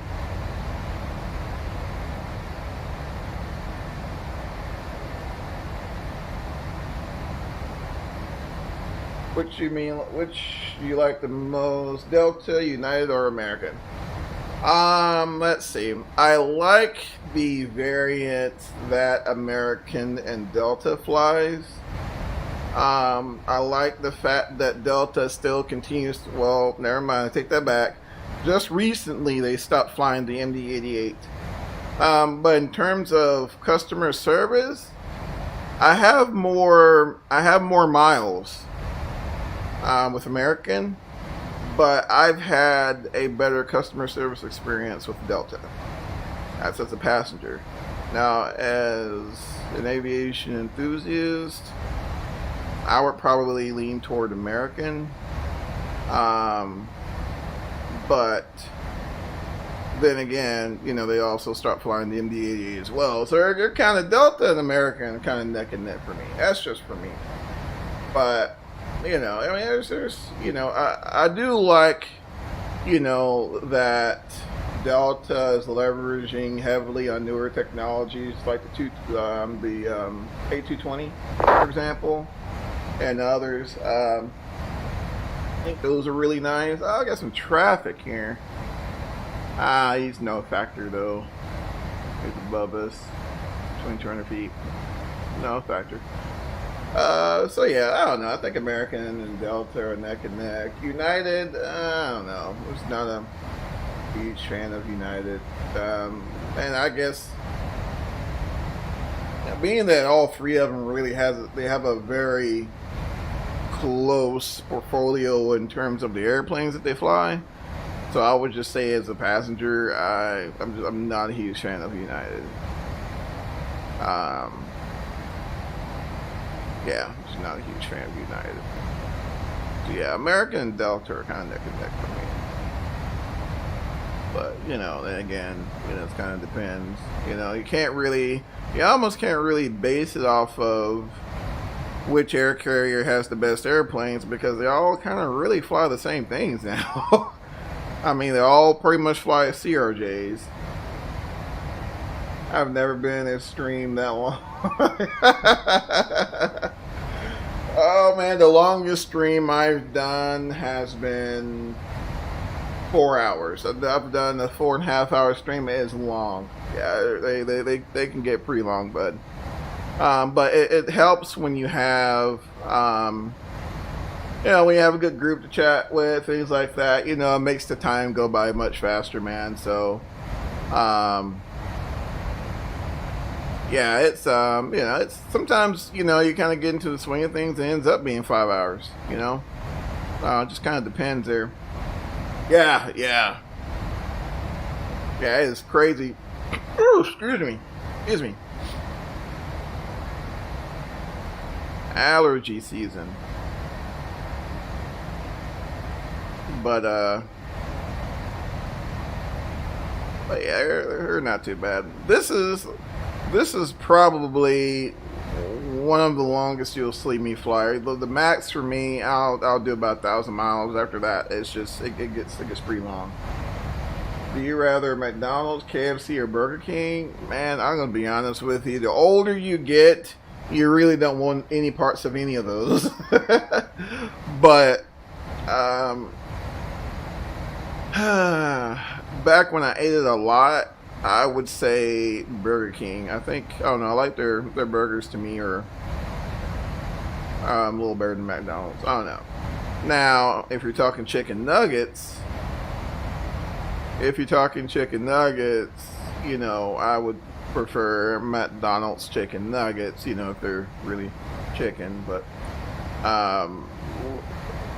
lately, if I do fast food, you know, it'll either be like, you know, every now and then we'll do Popeyes, but Chick-fil-A, you know, if we want like some chicken nuggets or something like that. On the roll, DFW. All right, so so if you're wondering where we're at, actually, let me show you guys a map here and kind of give you an idea of how much ground we've covered,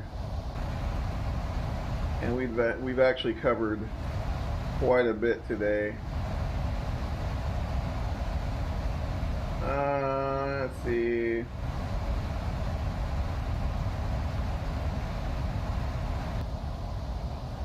Best fried chicken here in a minute. Oh, really? Holy cow! Yeah, let me show you. Let's see here if we can get it pulled up. All right, there we go. Just to give you an idea of the ground we've covered. So here's the map. And here is us right here. Well, actually, that's the offset we flew, right? Around this weather. So that was the system that we flew around. And we just did an offset around that. And now we're rejoining the original route and continuing on into Denver. So that's still got, we're halfway. We're over halfway, so that's good news. But yeah, we still got ways to go. Still got a ways to go. Alright, let's minimize that. That guy back there. But yeah, man, I'm all for some good fried chicken. So is it like a Popeyes down there, or is it more of a kind of a you know, is it a restaurant that cooks it, or I'm 10 and got into aviation 1 year ago. Oh, cool. How cool is that, man? I got into aviation, I think I was actually a little older than you. I was 13 when I first got into aviation. It's almost 20 years ago. And I've enjoyed it. Like, everyone could cook it. Oh, wow. That's awesome. That's awesome. But yeah, I think I was 13. Got into aviation and you know, wanted to be a commercial pilot, and went to school, graduated college and all that. Worked for an airline for a couple of years, and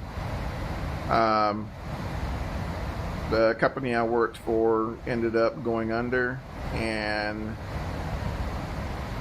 got bought out and never went back to it, you know. So like street restaurants, favorite meal to go to screenshot. Let's check it out. Give me a sec. Okay.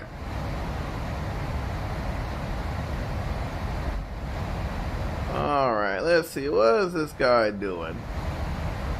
Alright, seems like it's wanting there. He's wanting to do his own thing. Let's go direct this. Alright. Alright, so our arrival.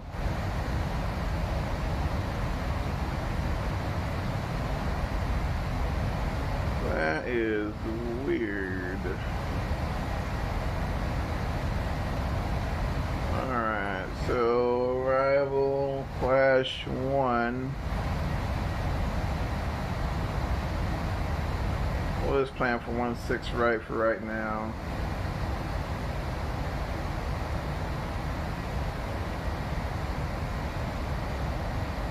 Alright, so that's not what we want.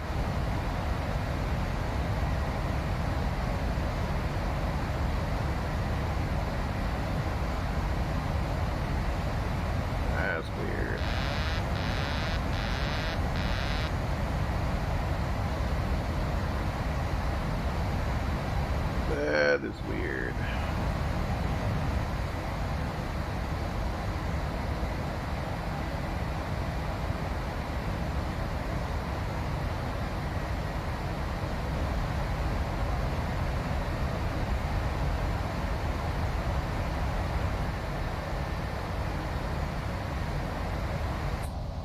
Rice and beans. Oh wow.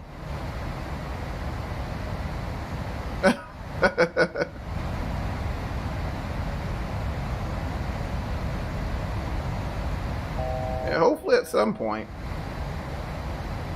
Almost like a balanced meal, yeah?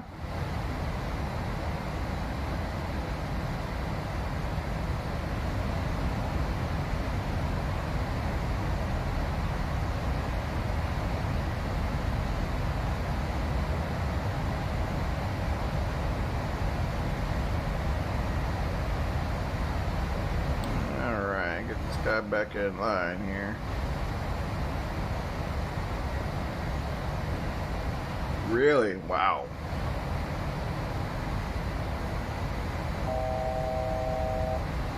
Well, fluctuate. Breakfast or dinner? I know, that's crazy. Holy smokes. Alright, let's see if we can get this guy here.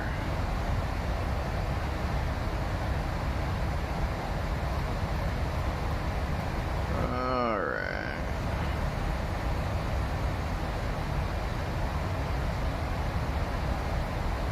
Tooth hole there.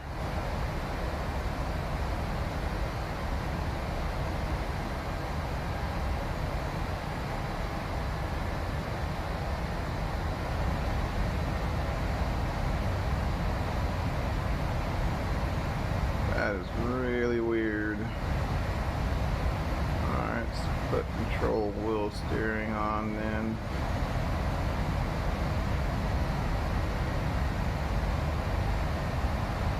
Let's see, you can't put pizza in the burger. Beautiful. Wow.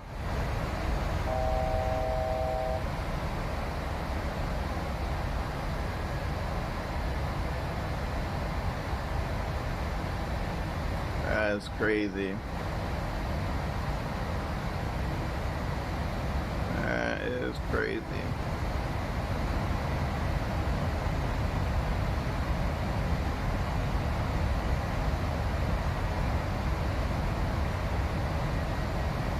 Alright, let's see here.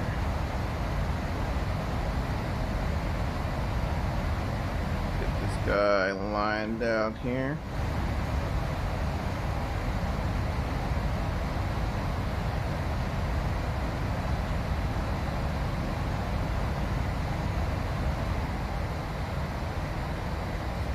Alright.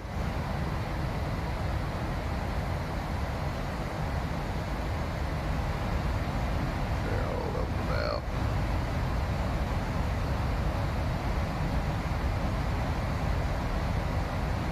That is weird.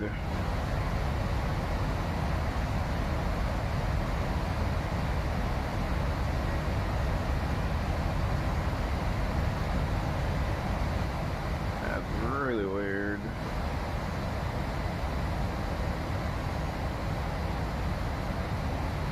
There's info. That's nice. Oh, cool, man. Sounds like you're all set.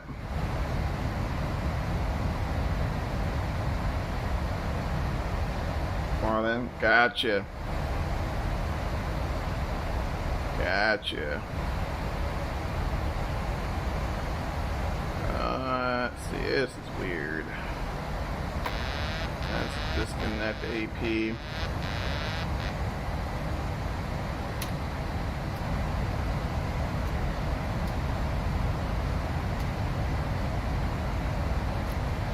Oh, throttle. Speed.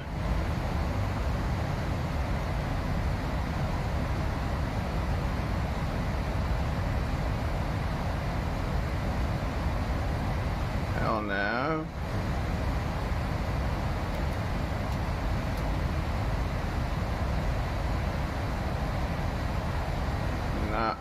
intercept heading. Okay. Alright, let's keep that.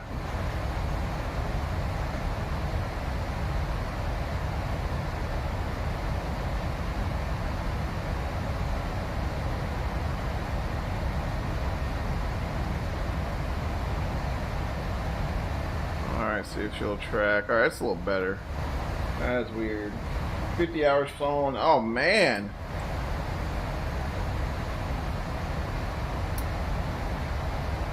Alright, I'll reset that. See if that works out for us.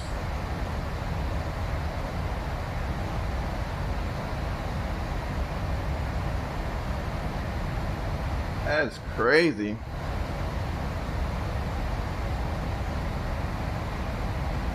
So is that 50 hours controlling or 50 hours total time?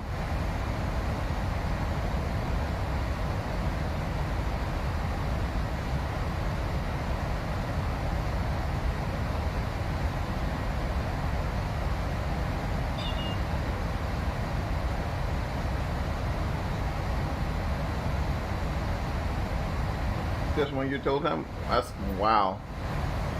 That's too cool. Man, this looks good. This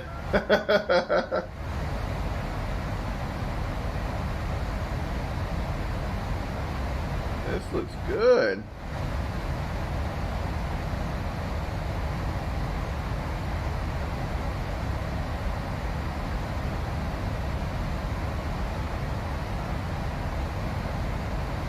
Oh my gosh. Rice, beans. Wow, what the hell over there?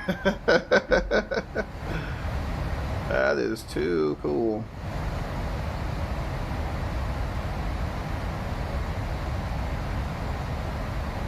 Alright.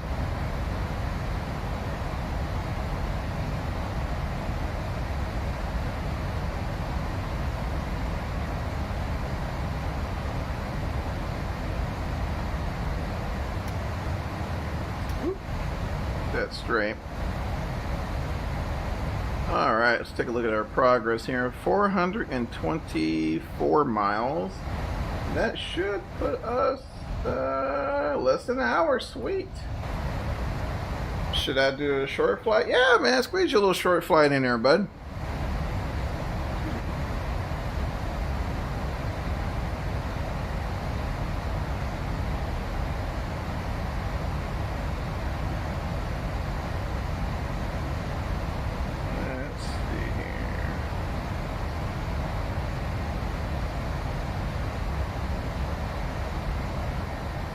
May resolve some issues there.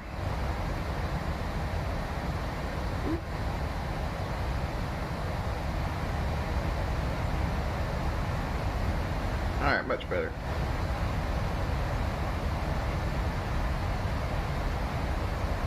Oh, it might be like 5 minutes. Oh man, that's no problem. Put your little short one in there.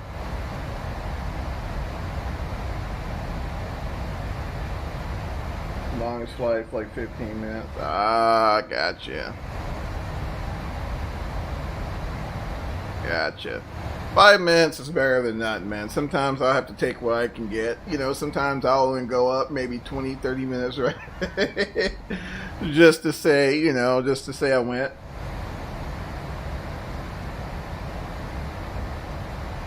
Hey, what's going on, aviation? Welcome back, bud. I don't know, man. Try a little about 172 out there. I don't know. It's been years since I first started, man. But there's always, you know, you can always count on the 172. I'll leave it at that. Cool. Welcome back, aviation. Matt's crosswind landing at Hawaii. Heck yeah, man. Get you some.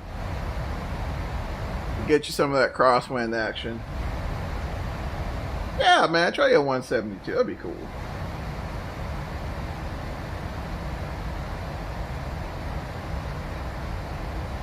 Greater Rockford to Baltic Airfield. Cool.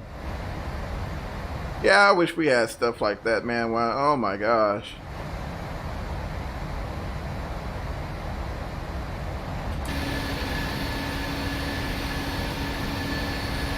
Nice little run here in the old 737. I've been really impressed with this airplane so far. It's performed quite well. Really impressed with this aircraft.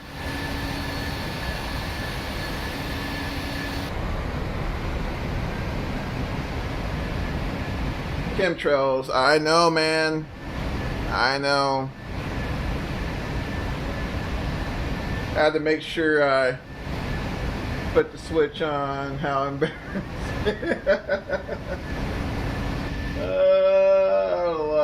But you choose, man. We'll take you a take the 182 then, my friend. 182 is also a very, very capable aircraft. 6-cylinder, lots of power. Yeah, do the 182, man. Do the 182. Help choose a caravan so you can fly your family. Yeah, there's another one I was thinking of too that's really nice. The SR-22 is a nice airplane as well. SR-22, the Cherokee. Not many people like the Cherokee, but actually parts and screenshots. Cool. Yeah, Cherokee's also a really, really nice aircraft. There's one, I think it's a 270, I think, that has gobs of room. See if I can find it. Cherokee. I think it's either a 260 or 270. I think it's a 270. I think it's a 270. Could be wrong.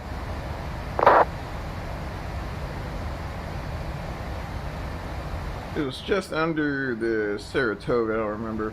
Did you see the new FA? No, I haven't seen it, man. Was it a new fighter that just came out, or what?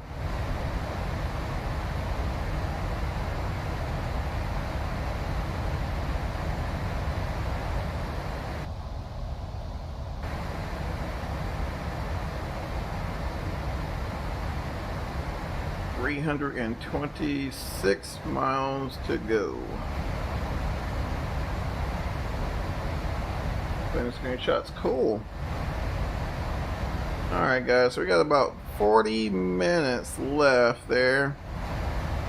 So new fire jet, mix of enough, really? Wow. That's going to be nuts. Is it for the Air Force or the Navy? Are they going to fly off of carriers or?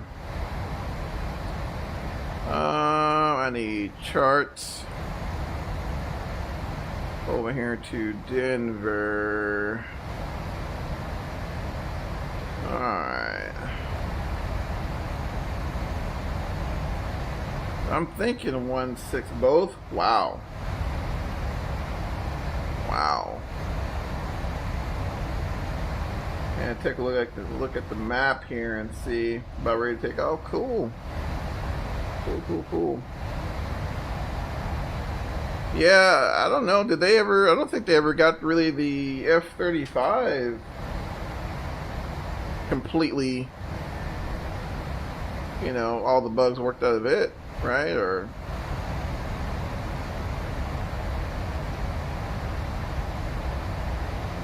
let's see here. Yeah, 46 minutes remaining. Just taking a look at the weather in Denver, and it's totally calm right now. Where's everybody else landing at? Yeah, I had some problems there. Let's see where everybody else is landing at. Looks like they're not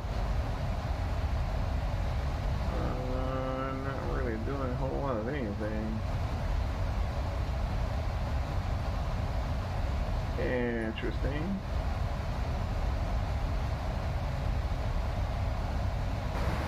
In the background, you can always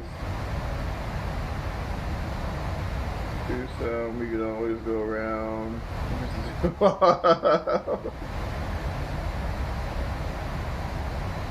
Yeah, that is true. You always have that option of going around. Always. All right. So yeah, we're gonna shoot for 1-6 left into Denver. Just going through the flight plan here. Alright, so Rapids, and then Cliff, and then basically a right base for 1-6 left. I mean, there's really no one there, so for the screenshots and take a look. Excuse me. Get you some, man. Let's take a look here. Cool. Too cool.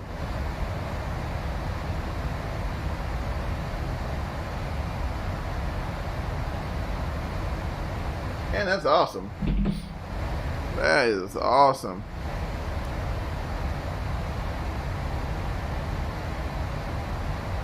Let's see. Yeah, I'm sure my son will be on there in a little bit. Alright, let's see, guys. Our arrival. So we'll be using the Class 1 arrival. And our... Right back. Cool, man. We'll see you in a bit, bud. And our approach will be the ILS runway 16 left. If I can find it, it's probably not on this page, maybe on the next page. Yeah, it is. There we go. 16 left. Alright, beautiful. Alright, 16 left here. So, alright. Need to get that ILS frequency is really what I was looking for. Alright, so zoom in for you guys. Alright, so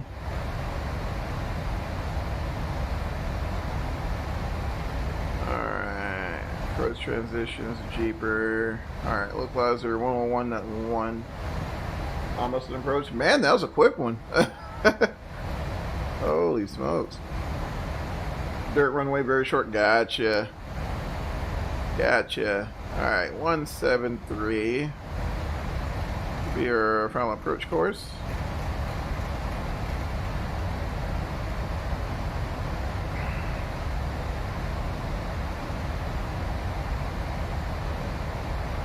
Alright, so initial approach fix will be Jeeper, 18.4 DME out. We need to catch that at 10,000. Alright. Alright, there's our MDA.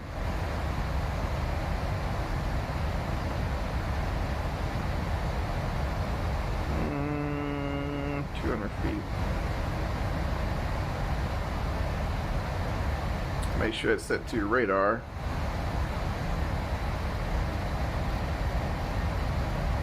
I mean radio, sorry.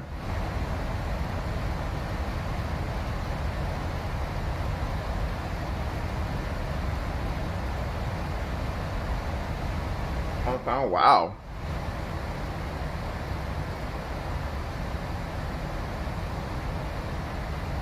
Butter the bread, man. Butter the bread.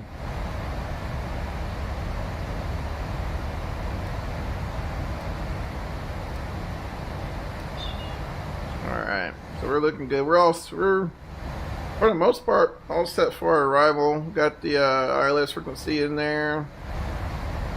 Brief the runway. Brief the arrival. Yeah, pretty much set to go. So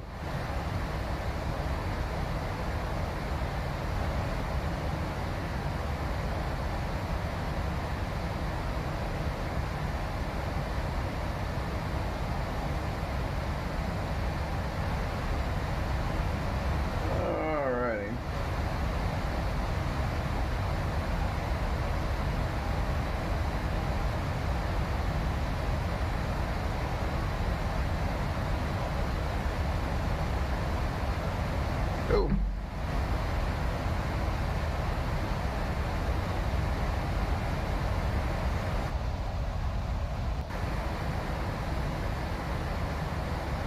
Butters. Awesome. Awesome.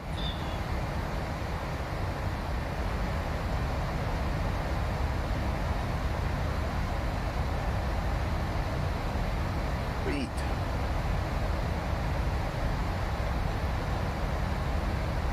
And nothing wrong with smooth landings, man. Nothing wrong with it at all.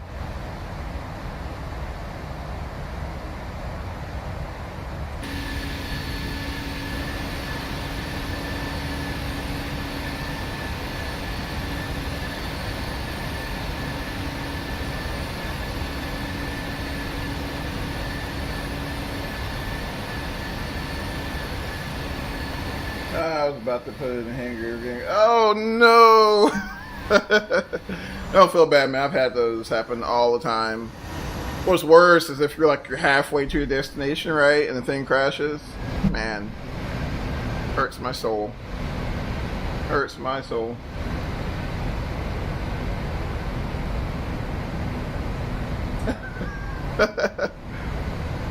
Nah, man, I don't know.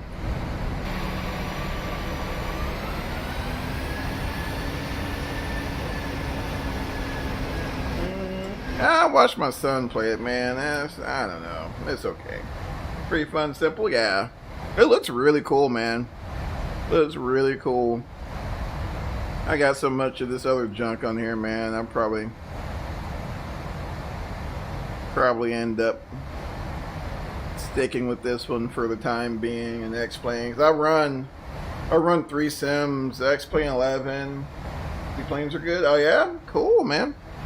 I run P3D version 5, X-Plane 11, DCS, and between those 3 sims, it's a lot. Lots of planes. Yeah, I saw that, man. I was watching my son play, and it looks really cool.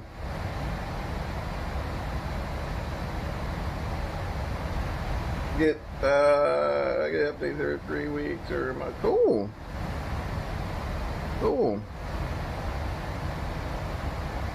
Yeah, it's so many new options out there, you know, in terms of flight simming. It's a really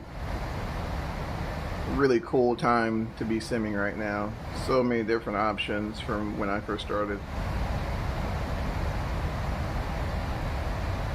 I'm sure you could, actually. I'd be so lost, man.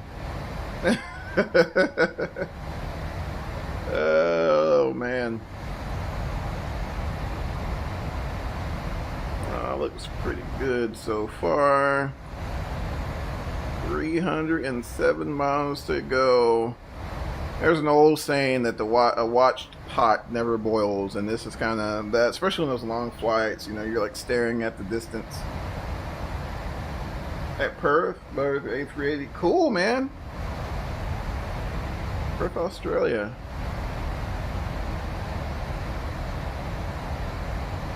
Let's see if I can.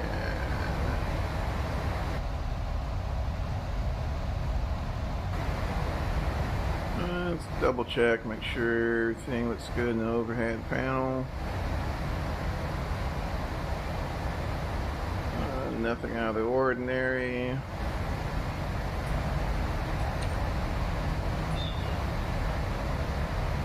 Some traffic here. Literally right at 12 o'clock. 900 feet.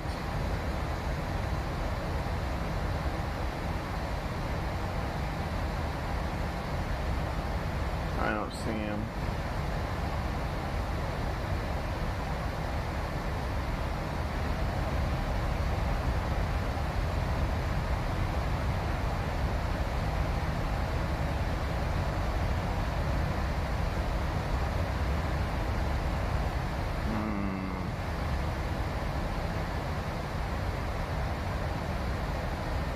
Technically, it should have broke right, but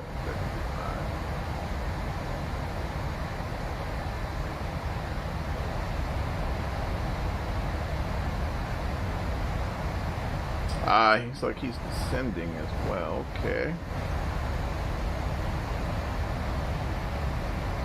Just took off at 3-3. Cool.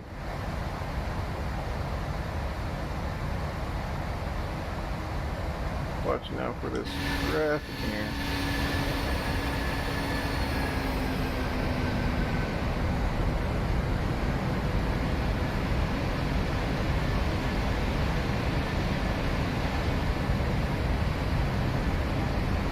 That's really bright. Let me see if I can tone this down a little bit. Super bright. Alright, I hope that's a little more pleasing to the eye.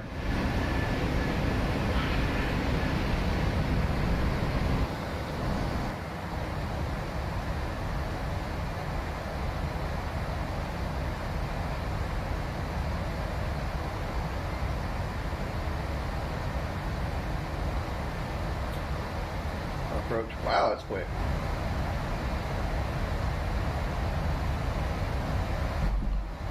Oh, let's see what where are we at? 286 miles out.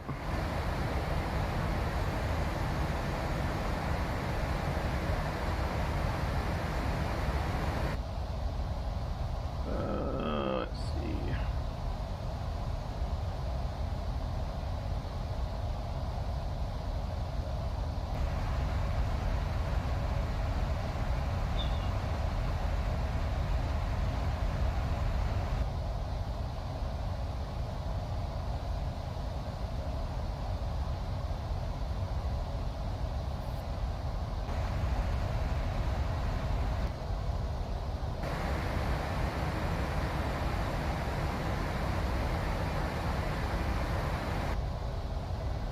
On final.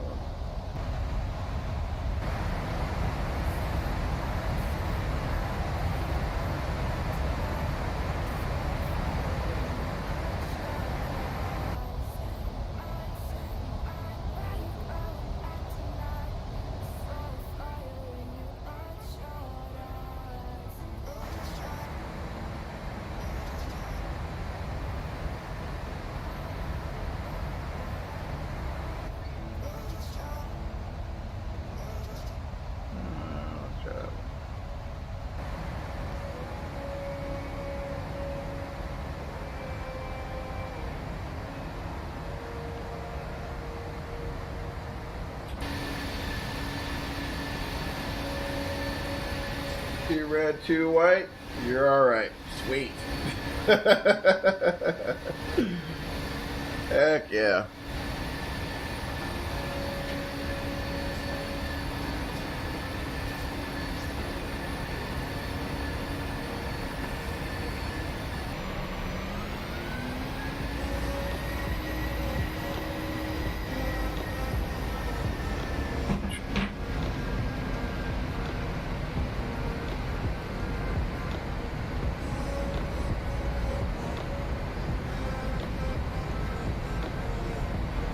Plug this dude back in a little bit. The joys of wireless headsets.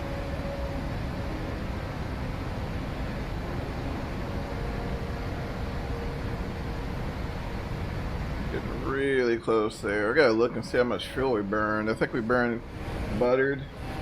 My man, sweet.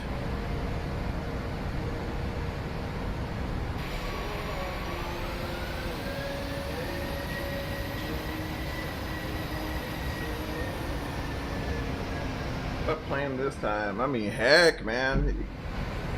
I see you guys have a lot of options on there. I don't know.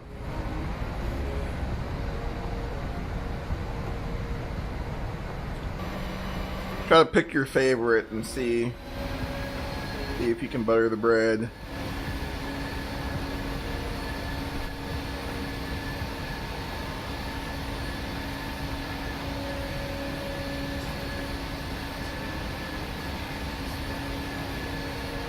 There are tons of options on that game, man. It looks really cool. 777? Sweet.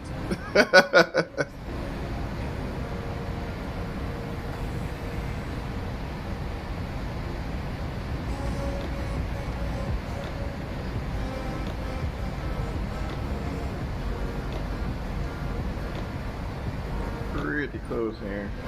Oh, he's I hear that, my friend. I hear that.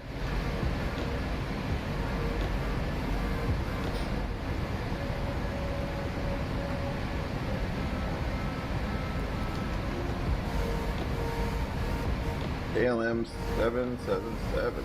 Sweet.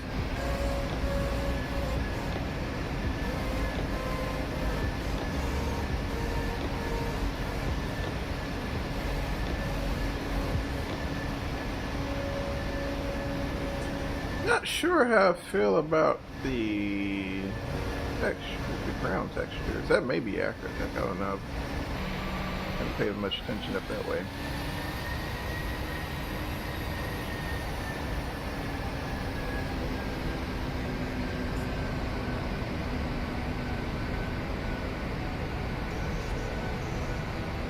Pushing back, sweet.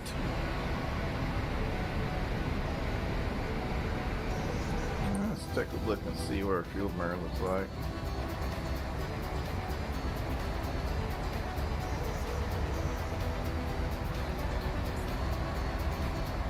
Let's see, 248 out. Alright, let's look. Fuel, so we started out with 24.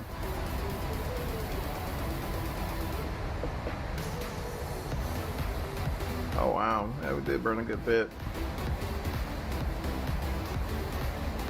Should be landing with 6,500 in the tank, so let's see how close we are once we get there. I think everything I'm doing.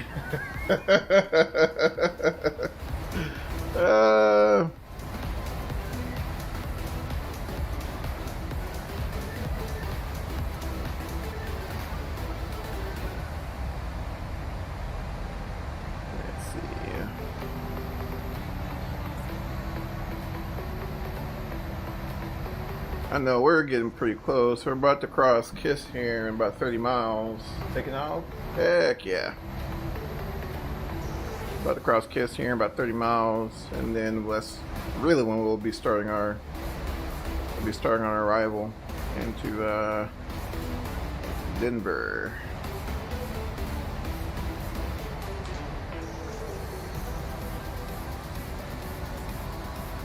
One rotate. Sweet.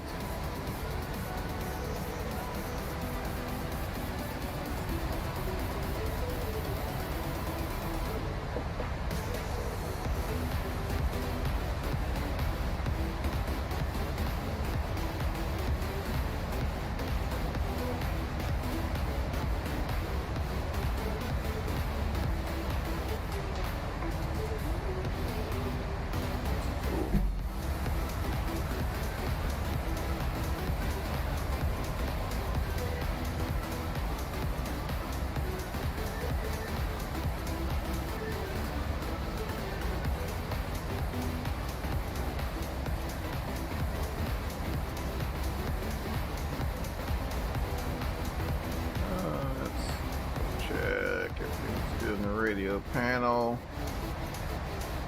I don't think we're going to use the heads-up display on this one. What? Appreciate the likes, y'all. Thanks so much. Guess we'll turn off the step fast and seatbelt signs for a few more moments. I left them on earlier because we were hitting some bad weather, but it seems like things are starting to settle down.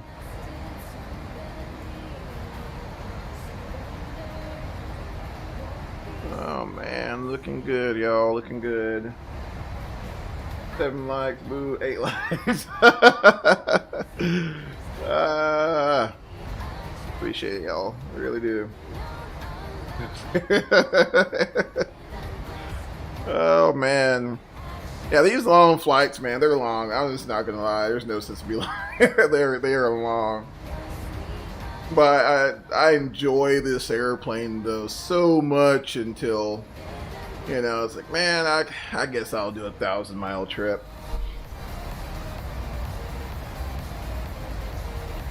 But yeah, definitely enjoy this bird. I really do.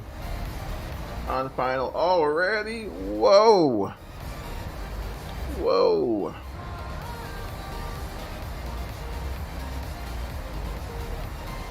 That is too cool, man.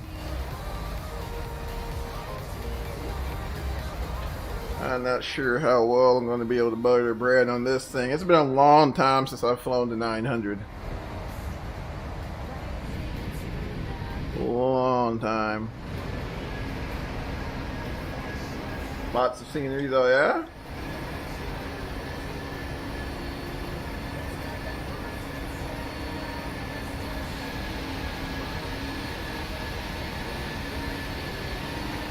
There's a thunderstorm there. I looked at the weather in Denver. It didn't look too bad, so I think it'll be alright.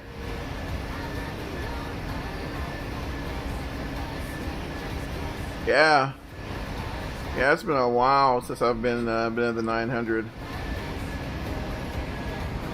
And it's really not much different than your regular 737, 700, or 800. It's just longer, and it's a lot more airplane, so you know you gotta slow down earlier. You know you gotta be mindful of how much you pull back on the stick, because you don't want to strike the tail, right? Especially on landing. See, number 8, man. Appreciate the likes, y'all. Appreciate the likes. You don't want to strike the tail on landing. You don't want to strike it on takeoffs. That's always a concern. Just buttered. Yeah, this thing is long. Even in real life, when you see a Dash 900, it just doesn't quite. It doesn't look proportionate, you know. It's almost like the 757-300, and that's. Okay, I'm gonna stop.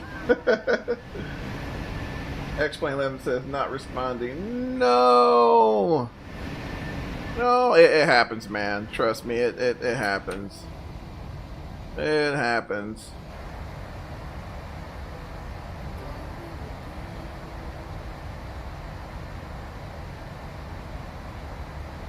Just made a left turn here.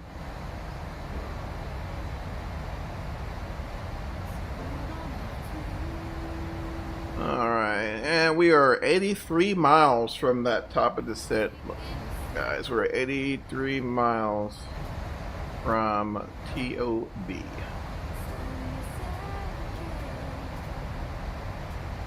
Only thing it says every time it's weird. So if you go aviation, if you go to your X-Plane 11 folder and look at the log, that might give you an idea of what's going on as to why it's crashing. That's one good thing about X-Plane 11. You know, at least you can do a little bit of detective work to try to figure out, you know, what happened so you can fix it. You know, at least try to.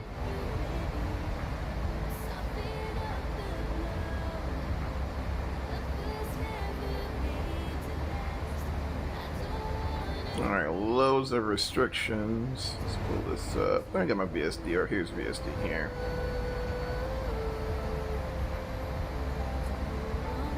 It says because my PC is slow. So what are your settings looking like? Are they turned all the way down?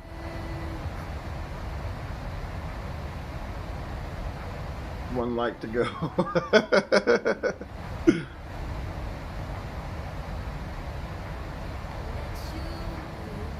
Yeah, well, you know, X-Plane 11, Jake, is really hard on PCs. I'll give it that. It's just pretty heavy on PC resources. Try to bring everything down, man, and see if that helps you out a little bit. All the way down, and trying to think. I can say this, aviation. Hold on a couple of weeks. Hold on a couple of weeks, man, and see. Pull up your PC specifications and see if they meet the specifications for 2020.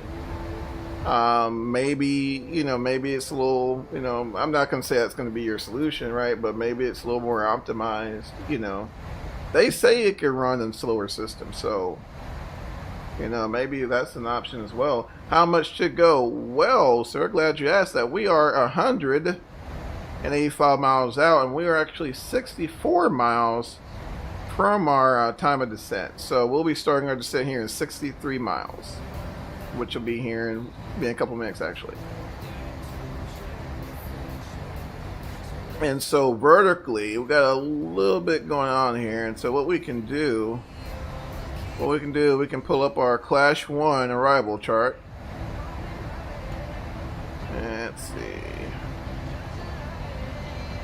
If you'll let me scroll. Maybe not.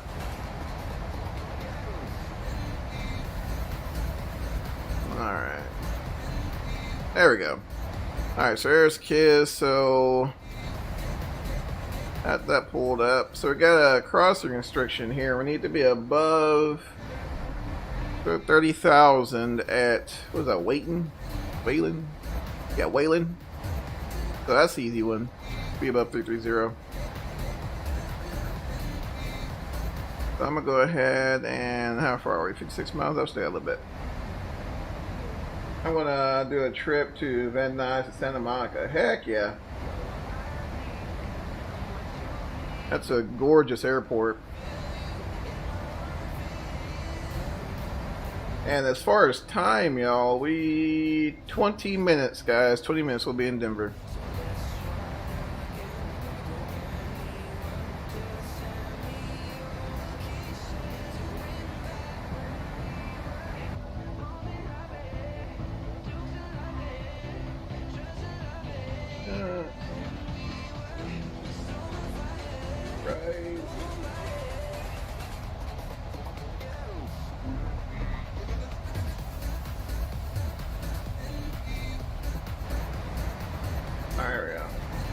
They're shutting down though.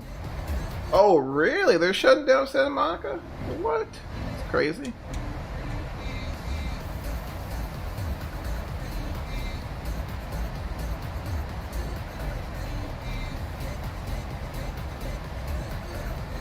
Oh man, I hope I can land this thing.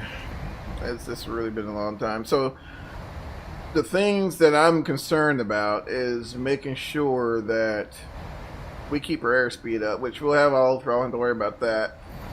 And being mindful once we start that, just as we cross the threshold, start to round out, not to over rotate, start to tail. Those are my concerns. And another concern is we are saying 16 right. I pulled up 16. Let's see here. It may change up, y'all. So it's saying 16 left. We're not going to do 16 left. I want to do 16 right. I'm sorry, I want to do 16 left.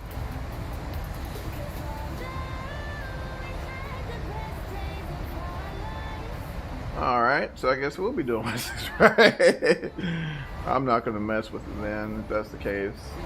The arrival's not accurate. I mean, arrival's not applicable to our runway, so that's fine. We'll just do that. Alright, we can do the Class 1. Let's do Class 1 16. KISS 16 left. Let's see here. Put this to the side real quick. Let's drill down here.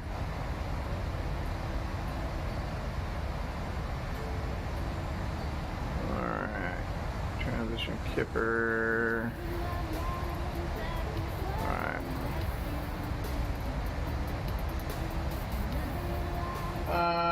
Should we start descending? Yep, we should be coming up here. Actually, almost there. We're still 20. Let's see here. Yeah, I'll be starting here shortly. Alright, Wayland KISS. Let's fix that. We had a discon, y'all. Let me fix that.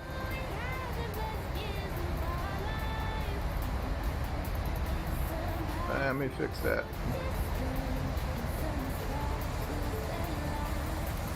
Alright, so yeah, we'll start top of descent here in a little bit. Where are we at? 28 miles. Yep. Alright, cool. Thought I broke it.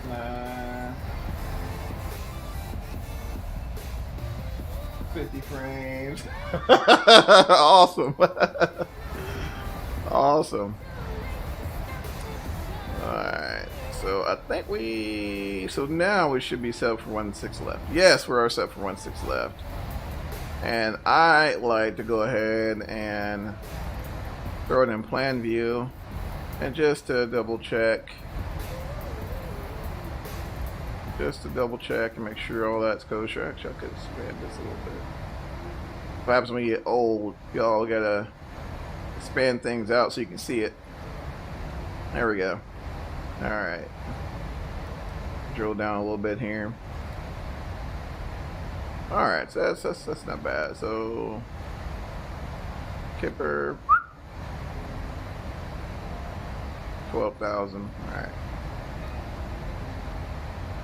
And we actually might not fly Kipper.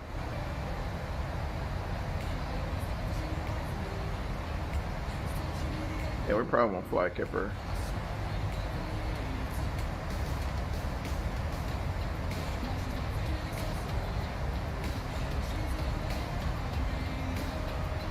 Alright.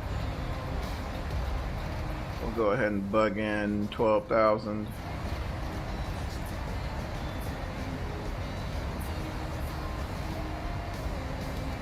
We need to double check our MDA, make sure. Alright.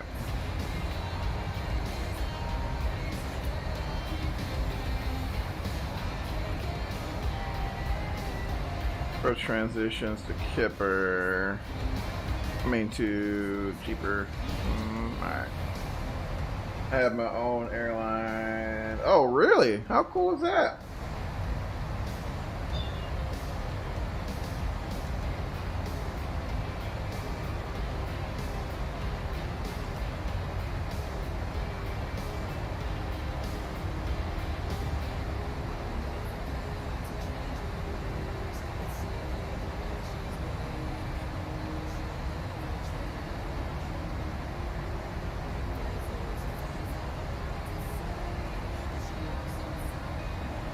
Let's see here.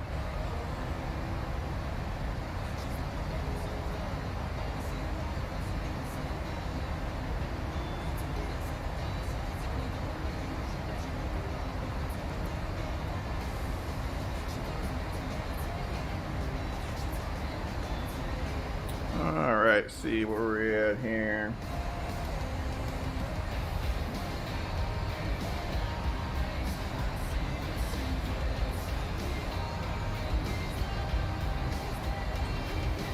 Okay, I think for the most part, everything should be set to go.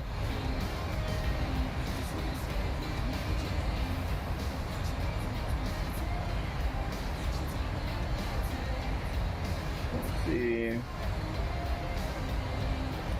Yeah, I'm hoping I don't oof this 737.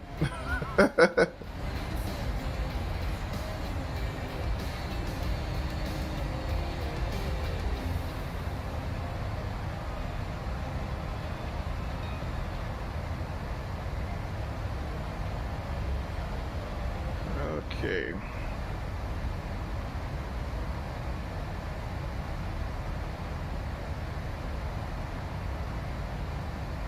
And there's our top of descent there, so you'll see the engines roll back and start a descent into Denver. Alright, so let's go ahead and go to our initialization reference page. Flaps 30 at 143.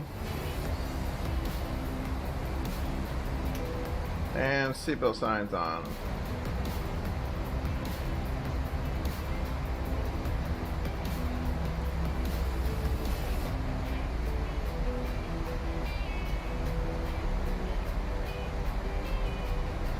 Alright.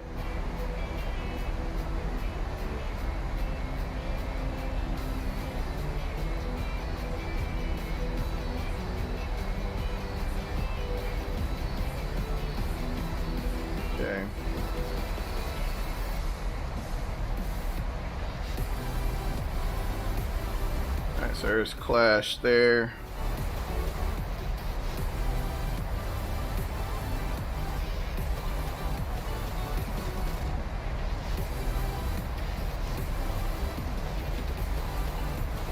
There we go. So Everly at 250 between let's see, between 200 and 15,000. I think we'll hit that.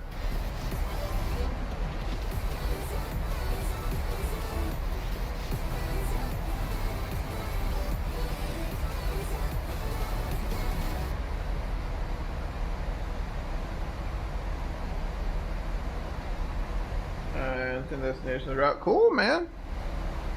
Was that like a virtual airline?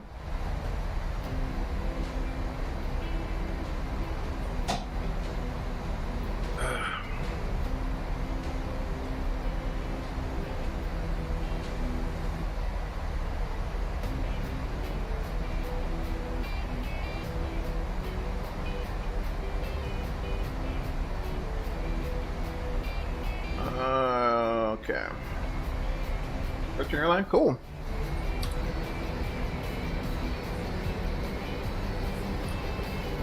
All right, y'all. Finally, we are heading down into Denver. It's been a fun trip, y'all. Appreciate you guys swinging by.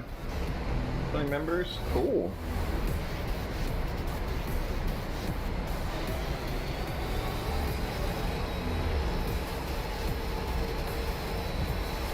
Don't fly over the Lash without ATC now.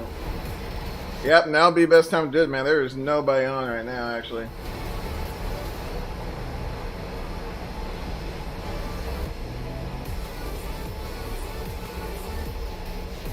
Put that on there. 3-hour stream, yep. Oh yeah, man.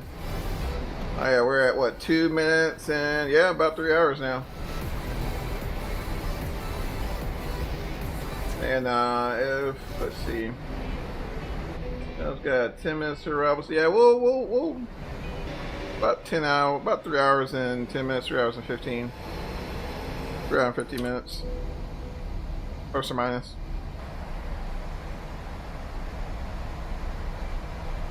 Okay, 27,000 feet. I don't think there is a whole lot going on in Denver. Let me see. There's really no one in Denver right now. Okay, I just wanted to see if there's landing any particular runway. I guess we'll go ahead and announce ourselves there. Denver traffic Delta 632 type 737-900, 25.5 for 12,000 on the Clash 1 arrival. We'll be shooting the ILS for a 16 left approach. Denver traffic. Fine.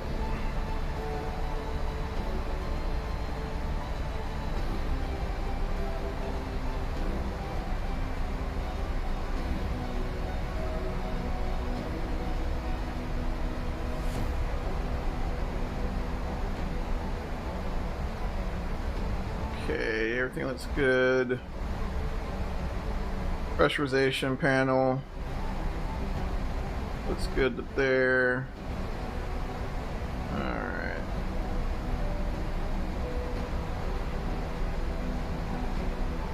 We'll get some Wata. Sweet, man. Yeah, I'm actually out. I'm glad we're on descent because I'm out.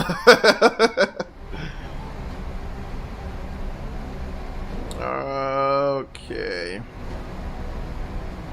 So what we're looking at here is want to make sure we're hitting these crossing restrictions. So we need to be averagely between 20,000 feet and 15,000 feet. That's the reason why we have that B there. So we're below 200 and above 150, which I think we'll do. I think we'll have a problem with that. I do need to turn on terrain.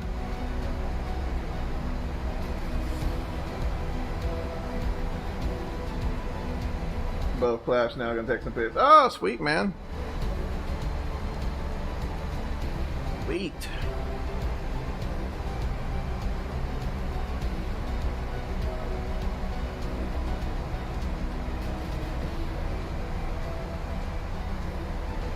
And we'll do auto brake 2 on this one, fellas.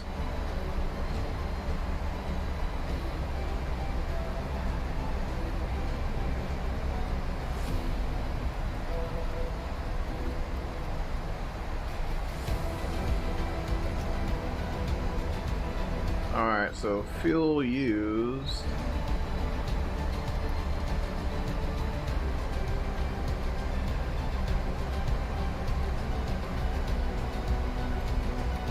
Oh wow.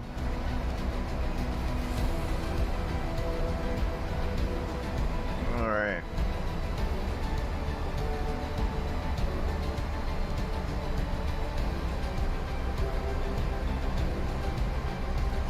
Zoom in a little bit. Yeah, we're gonna barely hit it there.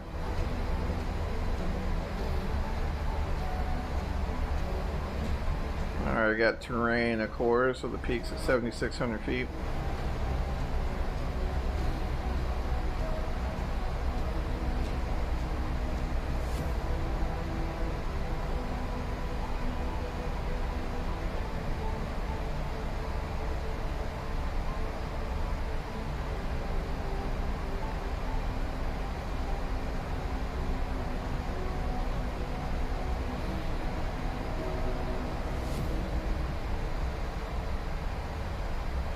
Okay.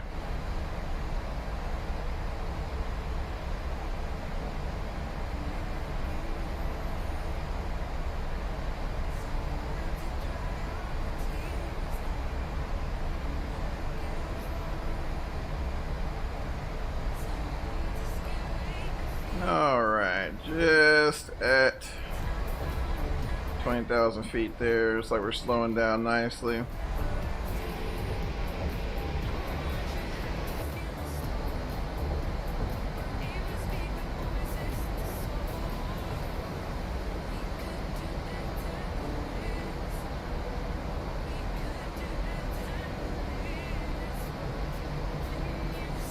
Nothing but clouds, y'all.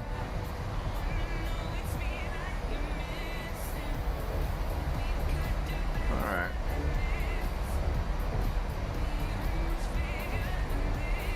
What's the altimeter in Denver right now?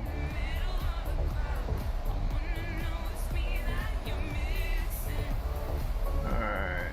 29077. Okay.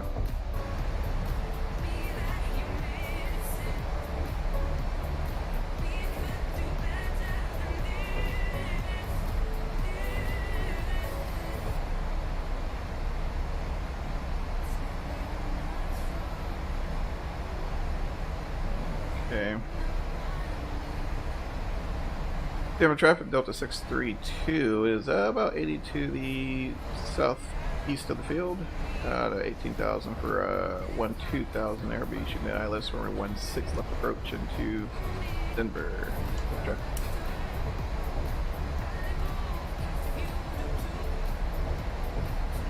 Alright, that's 17,000 there.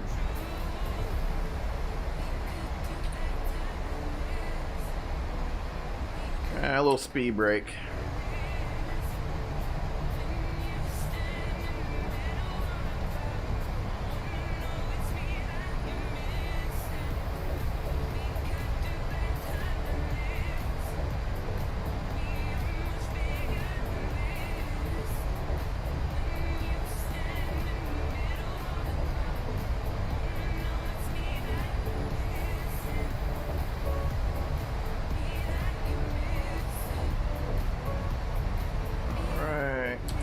Go.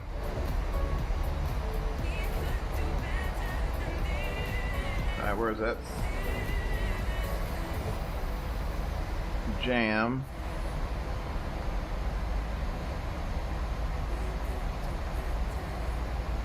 Okay.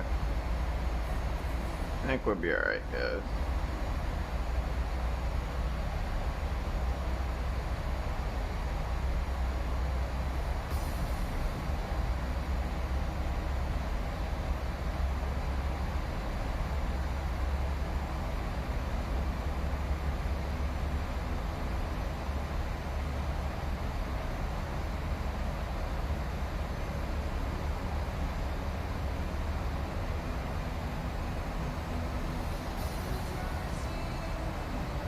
Alright, so that's a good sign there. Not sure if you guys can see that. So we're starting to pick up the ILS for 1/6 left. And you can also do this here. You can also go to your nav 1 and ident that. And double check the Morse code identifier.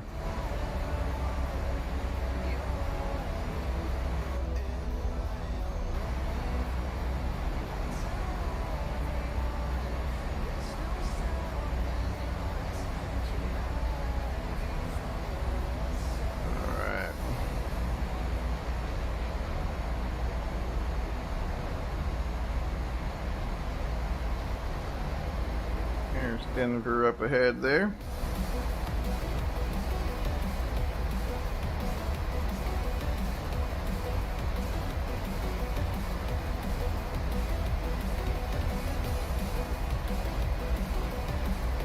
Alright, so we'll cross jam 250 between 15 and 13. Need to be at quickie at 11,000, so yeah, I don't think we're gonna fly. We're not gonna fly that transition there. We'll just vector ourselves for a basic final. 1/6 left.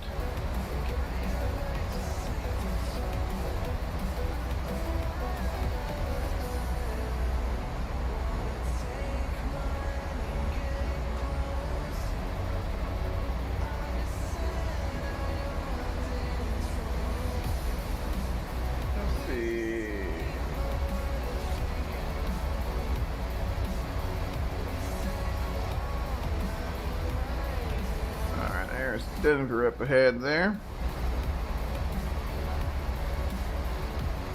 Alright. Denver traffic Delta 632 is turning base on a left downwind for runway 1/6 left. Denver traffic.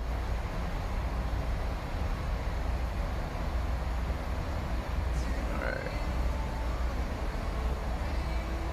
11,000 there.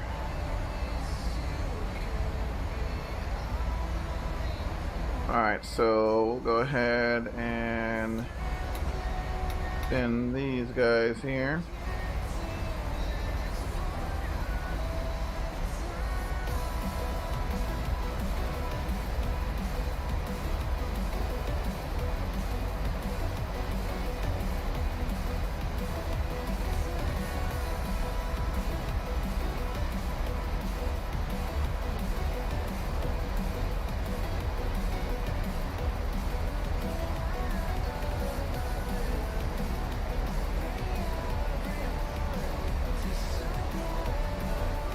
Starting to slow down there.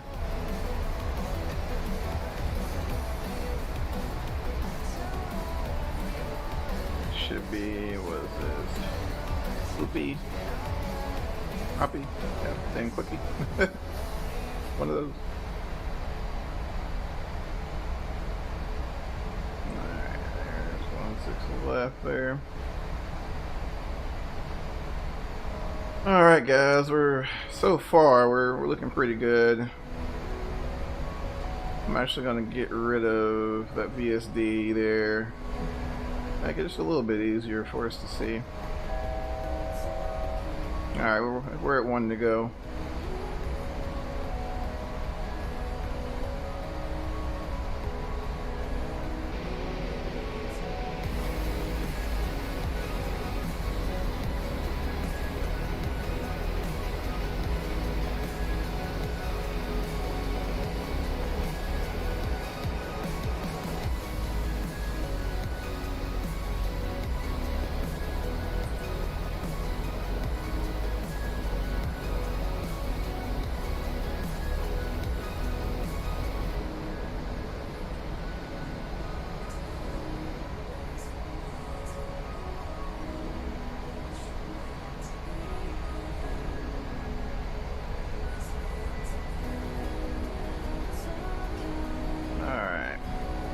Right now the FMS is getting us slowed down there.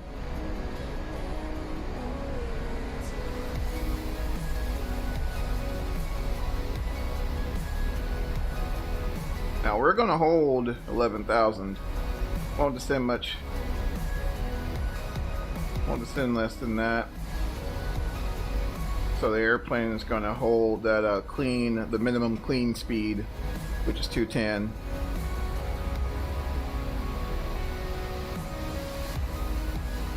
We'll fly this out a little bit and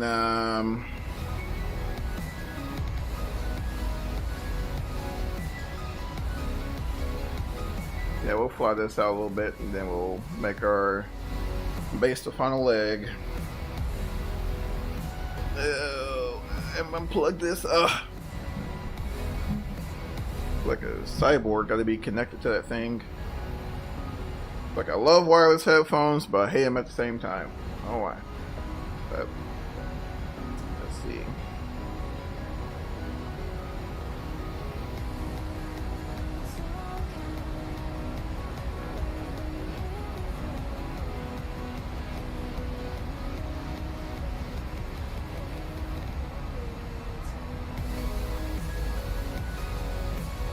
Okay.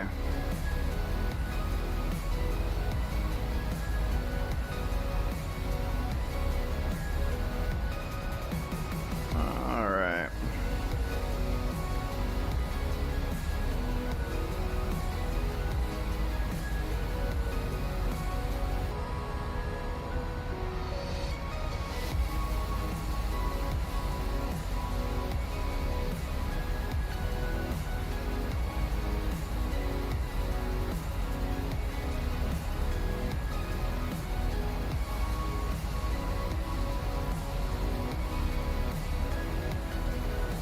Come out here a little bit.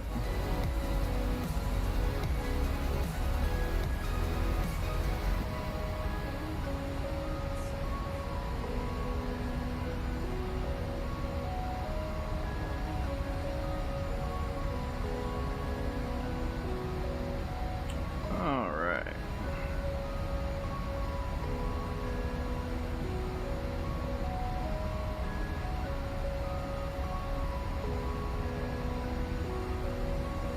Six p.m. for me.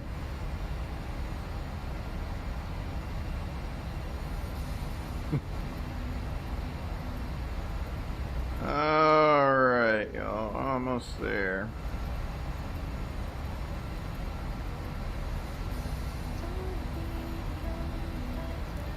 This guy on approach.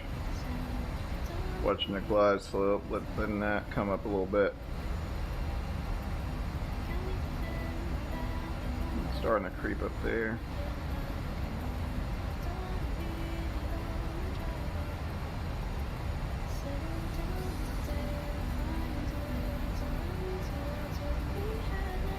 Alrighty.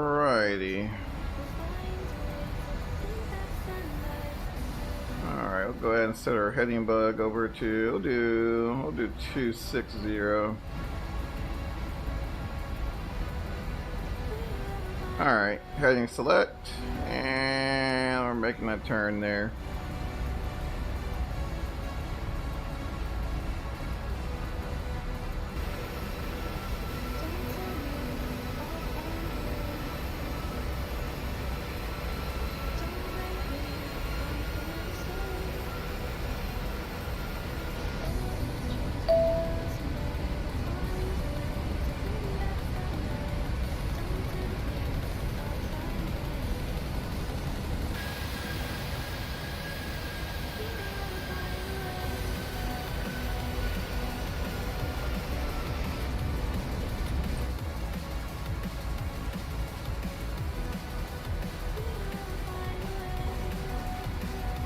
Get ourselves set up here for a nice intercept.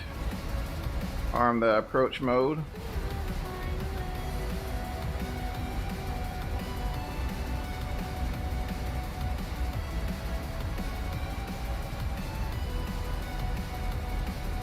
All right. Denver traffic, Delta 632, turn base 16 left, Denver traffic. All right. So we're all set, guys. I got about 209 knots going on there on the speed. I'll hold up on flaps here a little bit. Won't do anything crazy. to once we intercept. And yeah, almost there, y'all. Once again, those of you hanging there through the entire time, appreciate it. It's been a long 3 hours, guys, but I'm glad we made it. Glad we made it. All right, at 209 knots there. Auto brakes already set. We'll do number 2 today. Got our retractable landing lights extended. Ignition set to continuous. Cabin crew has been notified. Fasten seatbelt signs are on. And there's that localizer there. And then we're about to catch a glide slip here, actually. Alright, let's see where we at. Alright, cool. 19 DME there. Well, we'll ride the glide slope down. I'm not worried about speeds right now. All right. Denver traffic Delta 632 is on a 18-mile follow. Runway 16 left. Denver traffic. All right.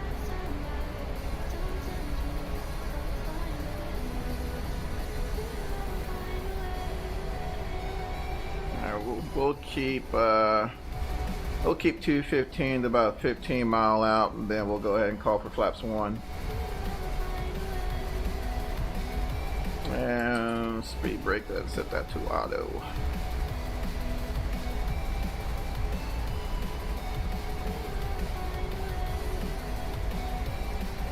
Alright, that's good here. Alright, so we can go over here to our approach. Pull that dude up.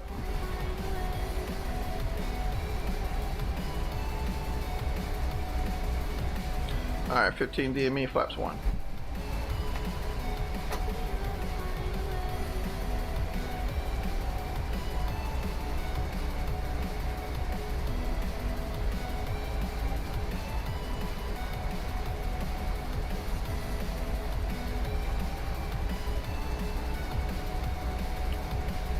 Alright, gear down.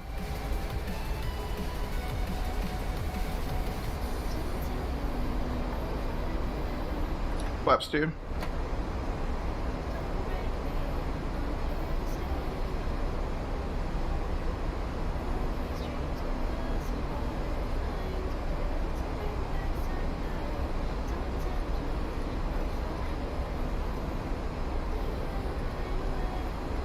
Oh, 160. Flaps 5.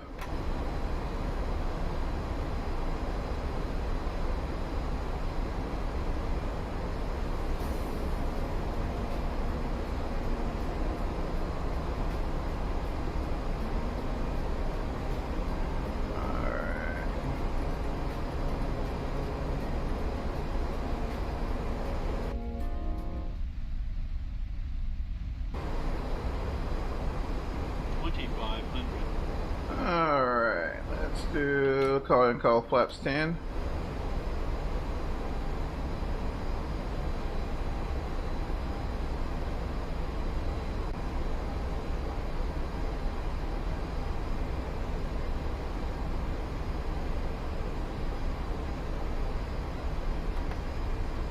Flaps 15, landing lights on.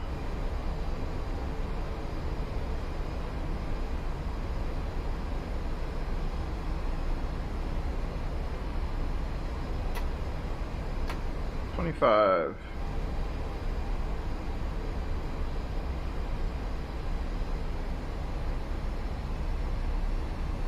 Hey, take care, bud, man. We'll see you in a bit. All right, guys. Flaps 30.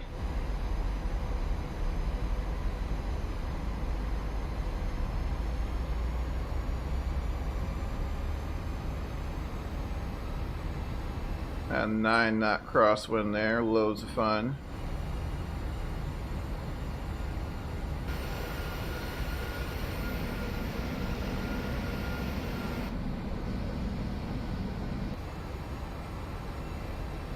Alright. My controls. 1,000. Stabilize, miss approach up 2 set.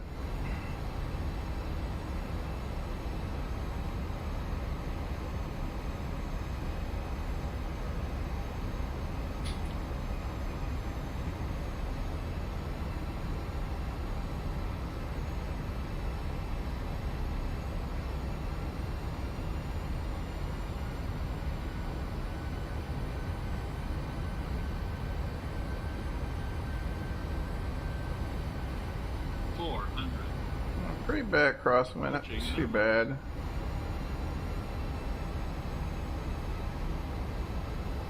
Minimums. Continue.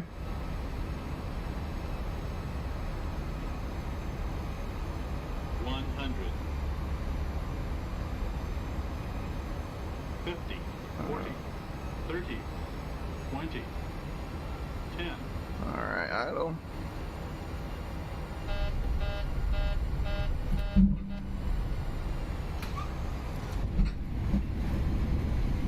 Alright, versers. Let's see here. 100 knots there.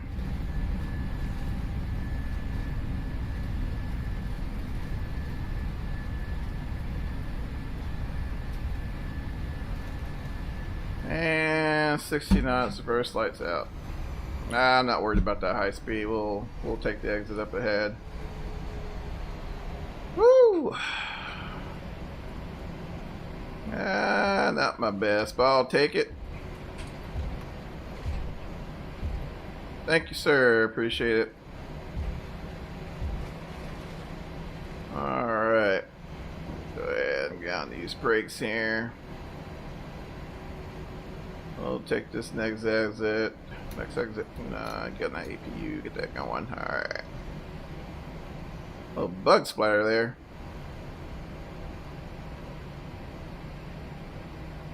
Alright, I need my map here. Denver's a little confusing. Oh, appreciate it, Mike. It wasn't the best, man, but I'll take it. I'll take it, sir. Alright, airplane cleaned up here. I need to zoom in. Alright, we'll take Gulf to the ramp. Alright. And Denver traffic Delta 632 is clear, 16 left, and Gulf to the ramp. Denver traffic. Alright. Alright, landing lights retracted. That guy on, and strobe lights off.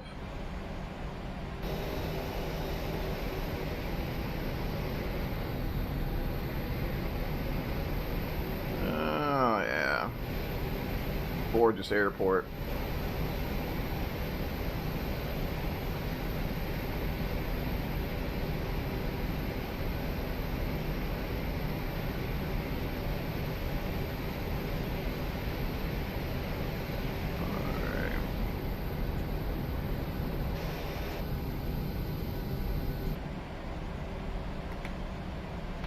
Let's see where we're at. I really don't matter what gate we go to. Let's see. Yeah, it wasn't too bad, but for some reason the auto throttle wanted to go. Not sure if it was trying to go Toga, which it wasn't full power, only went to 70% in one. But right at the flare there, it shot up to 70%. So that's what delayed our rollout, really. But in all reality, probably, which I normally do in the 737s, once I get on final, I'll just disengage the auto throttle and run the thrust levers manually. I won't even bother.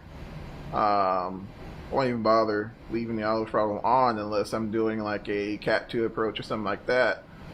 But I think being in been flying exclusively Airbuses here for so long, you tend to want to lean quite heavily on using the auto throttle. But yeah, that was a little weird there. That's all right. We made it. We had plenty of runway, so. Good Lord, Denver is just a massive airport, y'all. Oh my goodness. And just FYI, I think it's runway. Which one runway is it? I think it's 3. It's one of these runways is closed, and they're using it as a taxiway. So if you're on Vatsim, don't be that guy. And try to depart there. Oh, we got a dash there. Gotta read that ATIS. Yeah, you do, man. I'm telling you, Denver will mess you up. Don't ask me how I know, but Denver will mess you up. I got a dash there, man. How cool is that?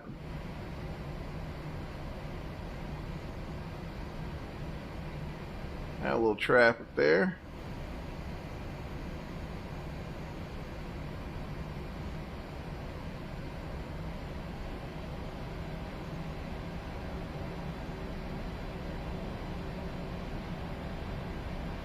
Guess he's getting ready or whatever. And NOTAMs, exactly.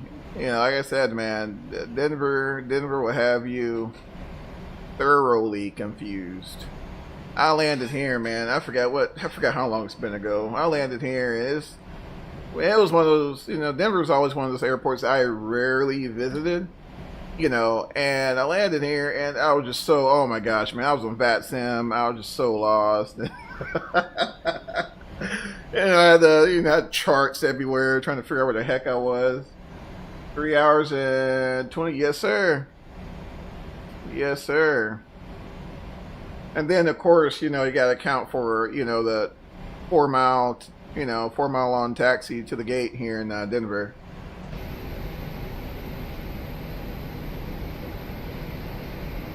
But we're almost there, fellas. We're almost there.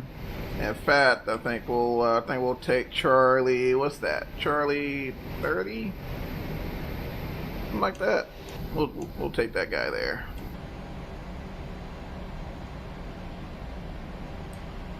We'll take that dude there.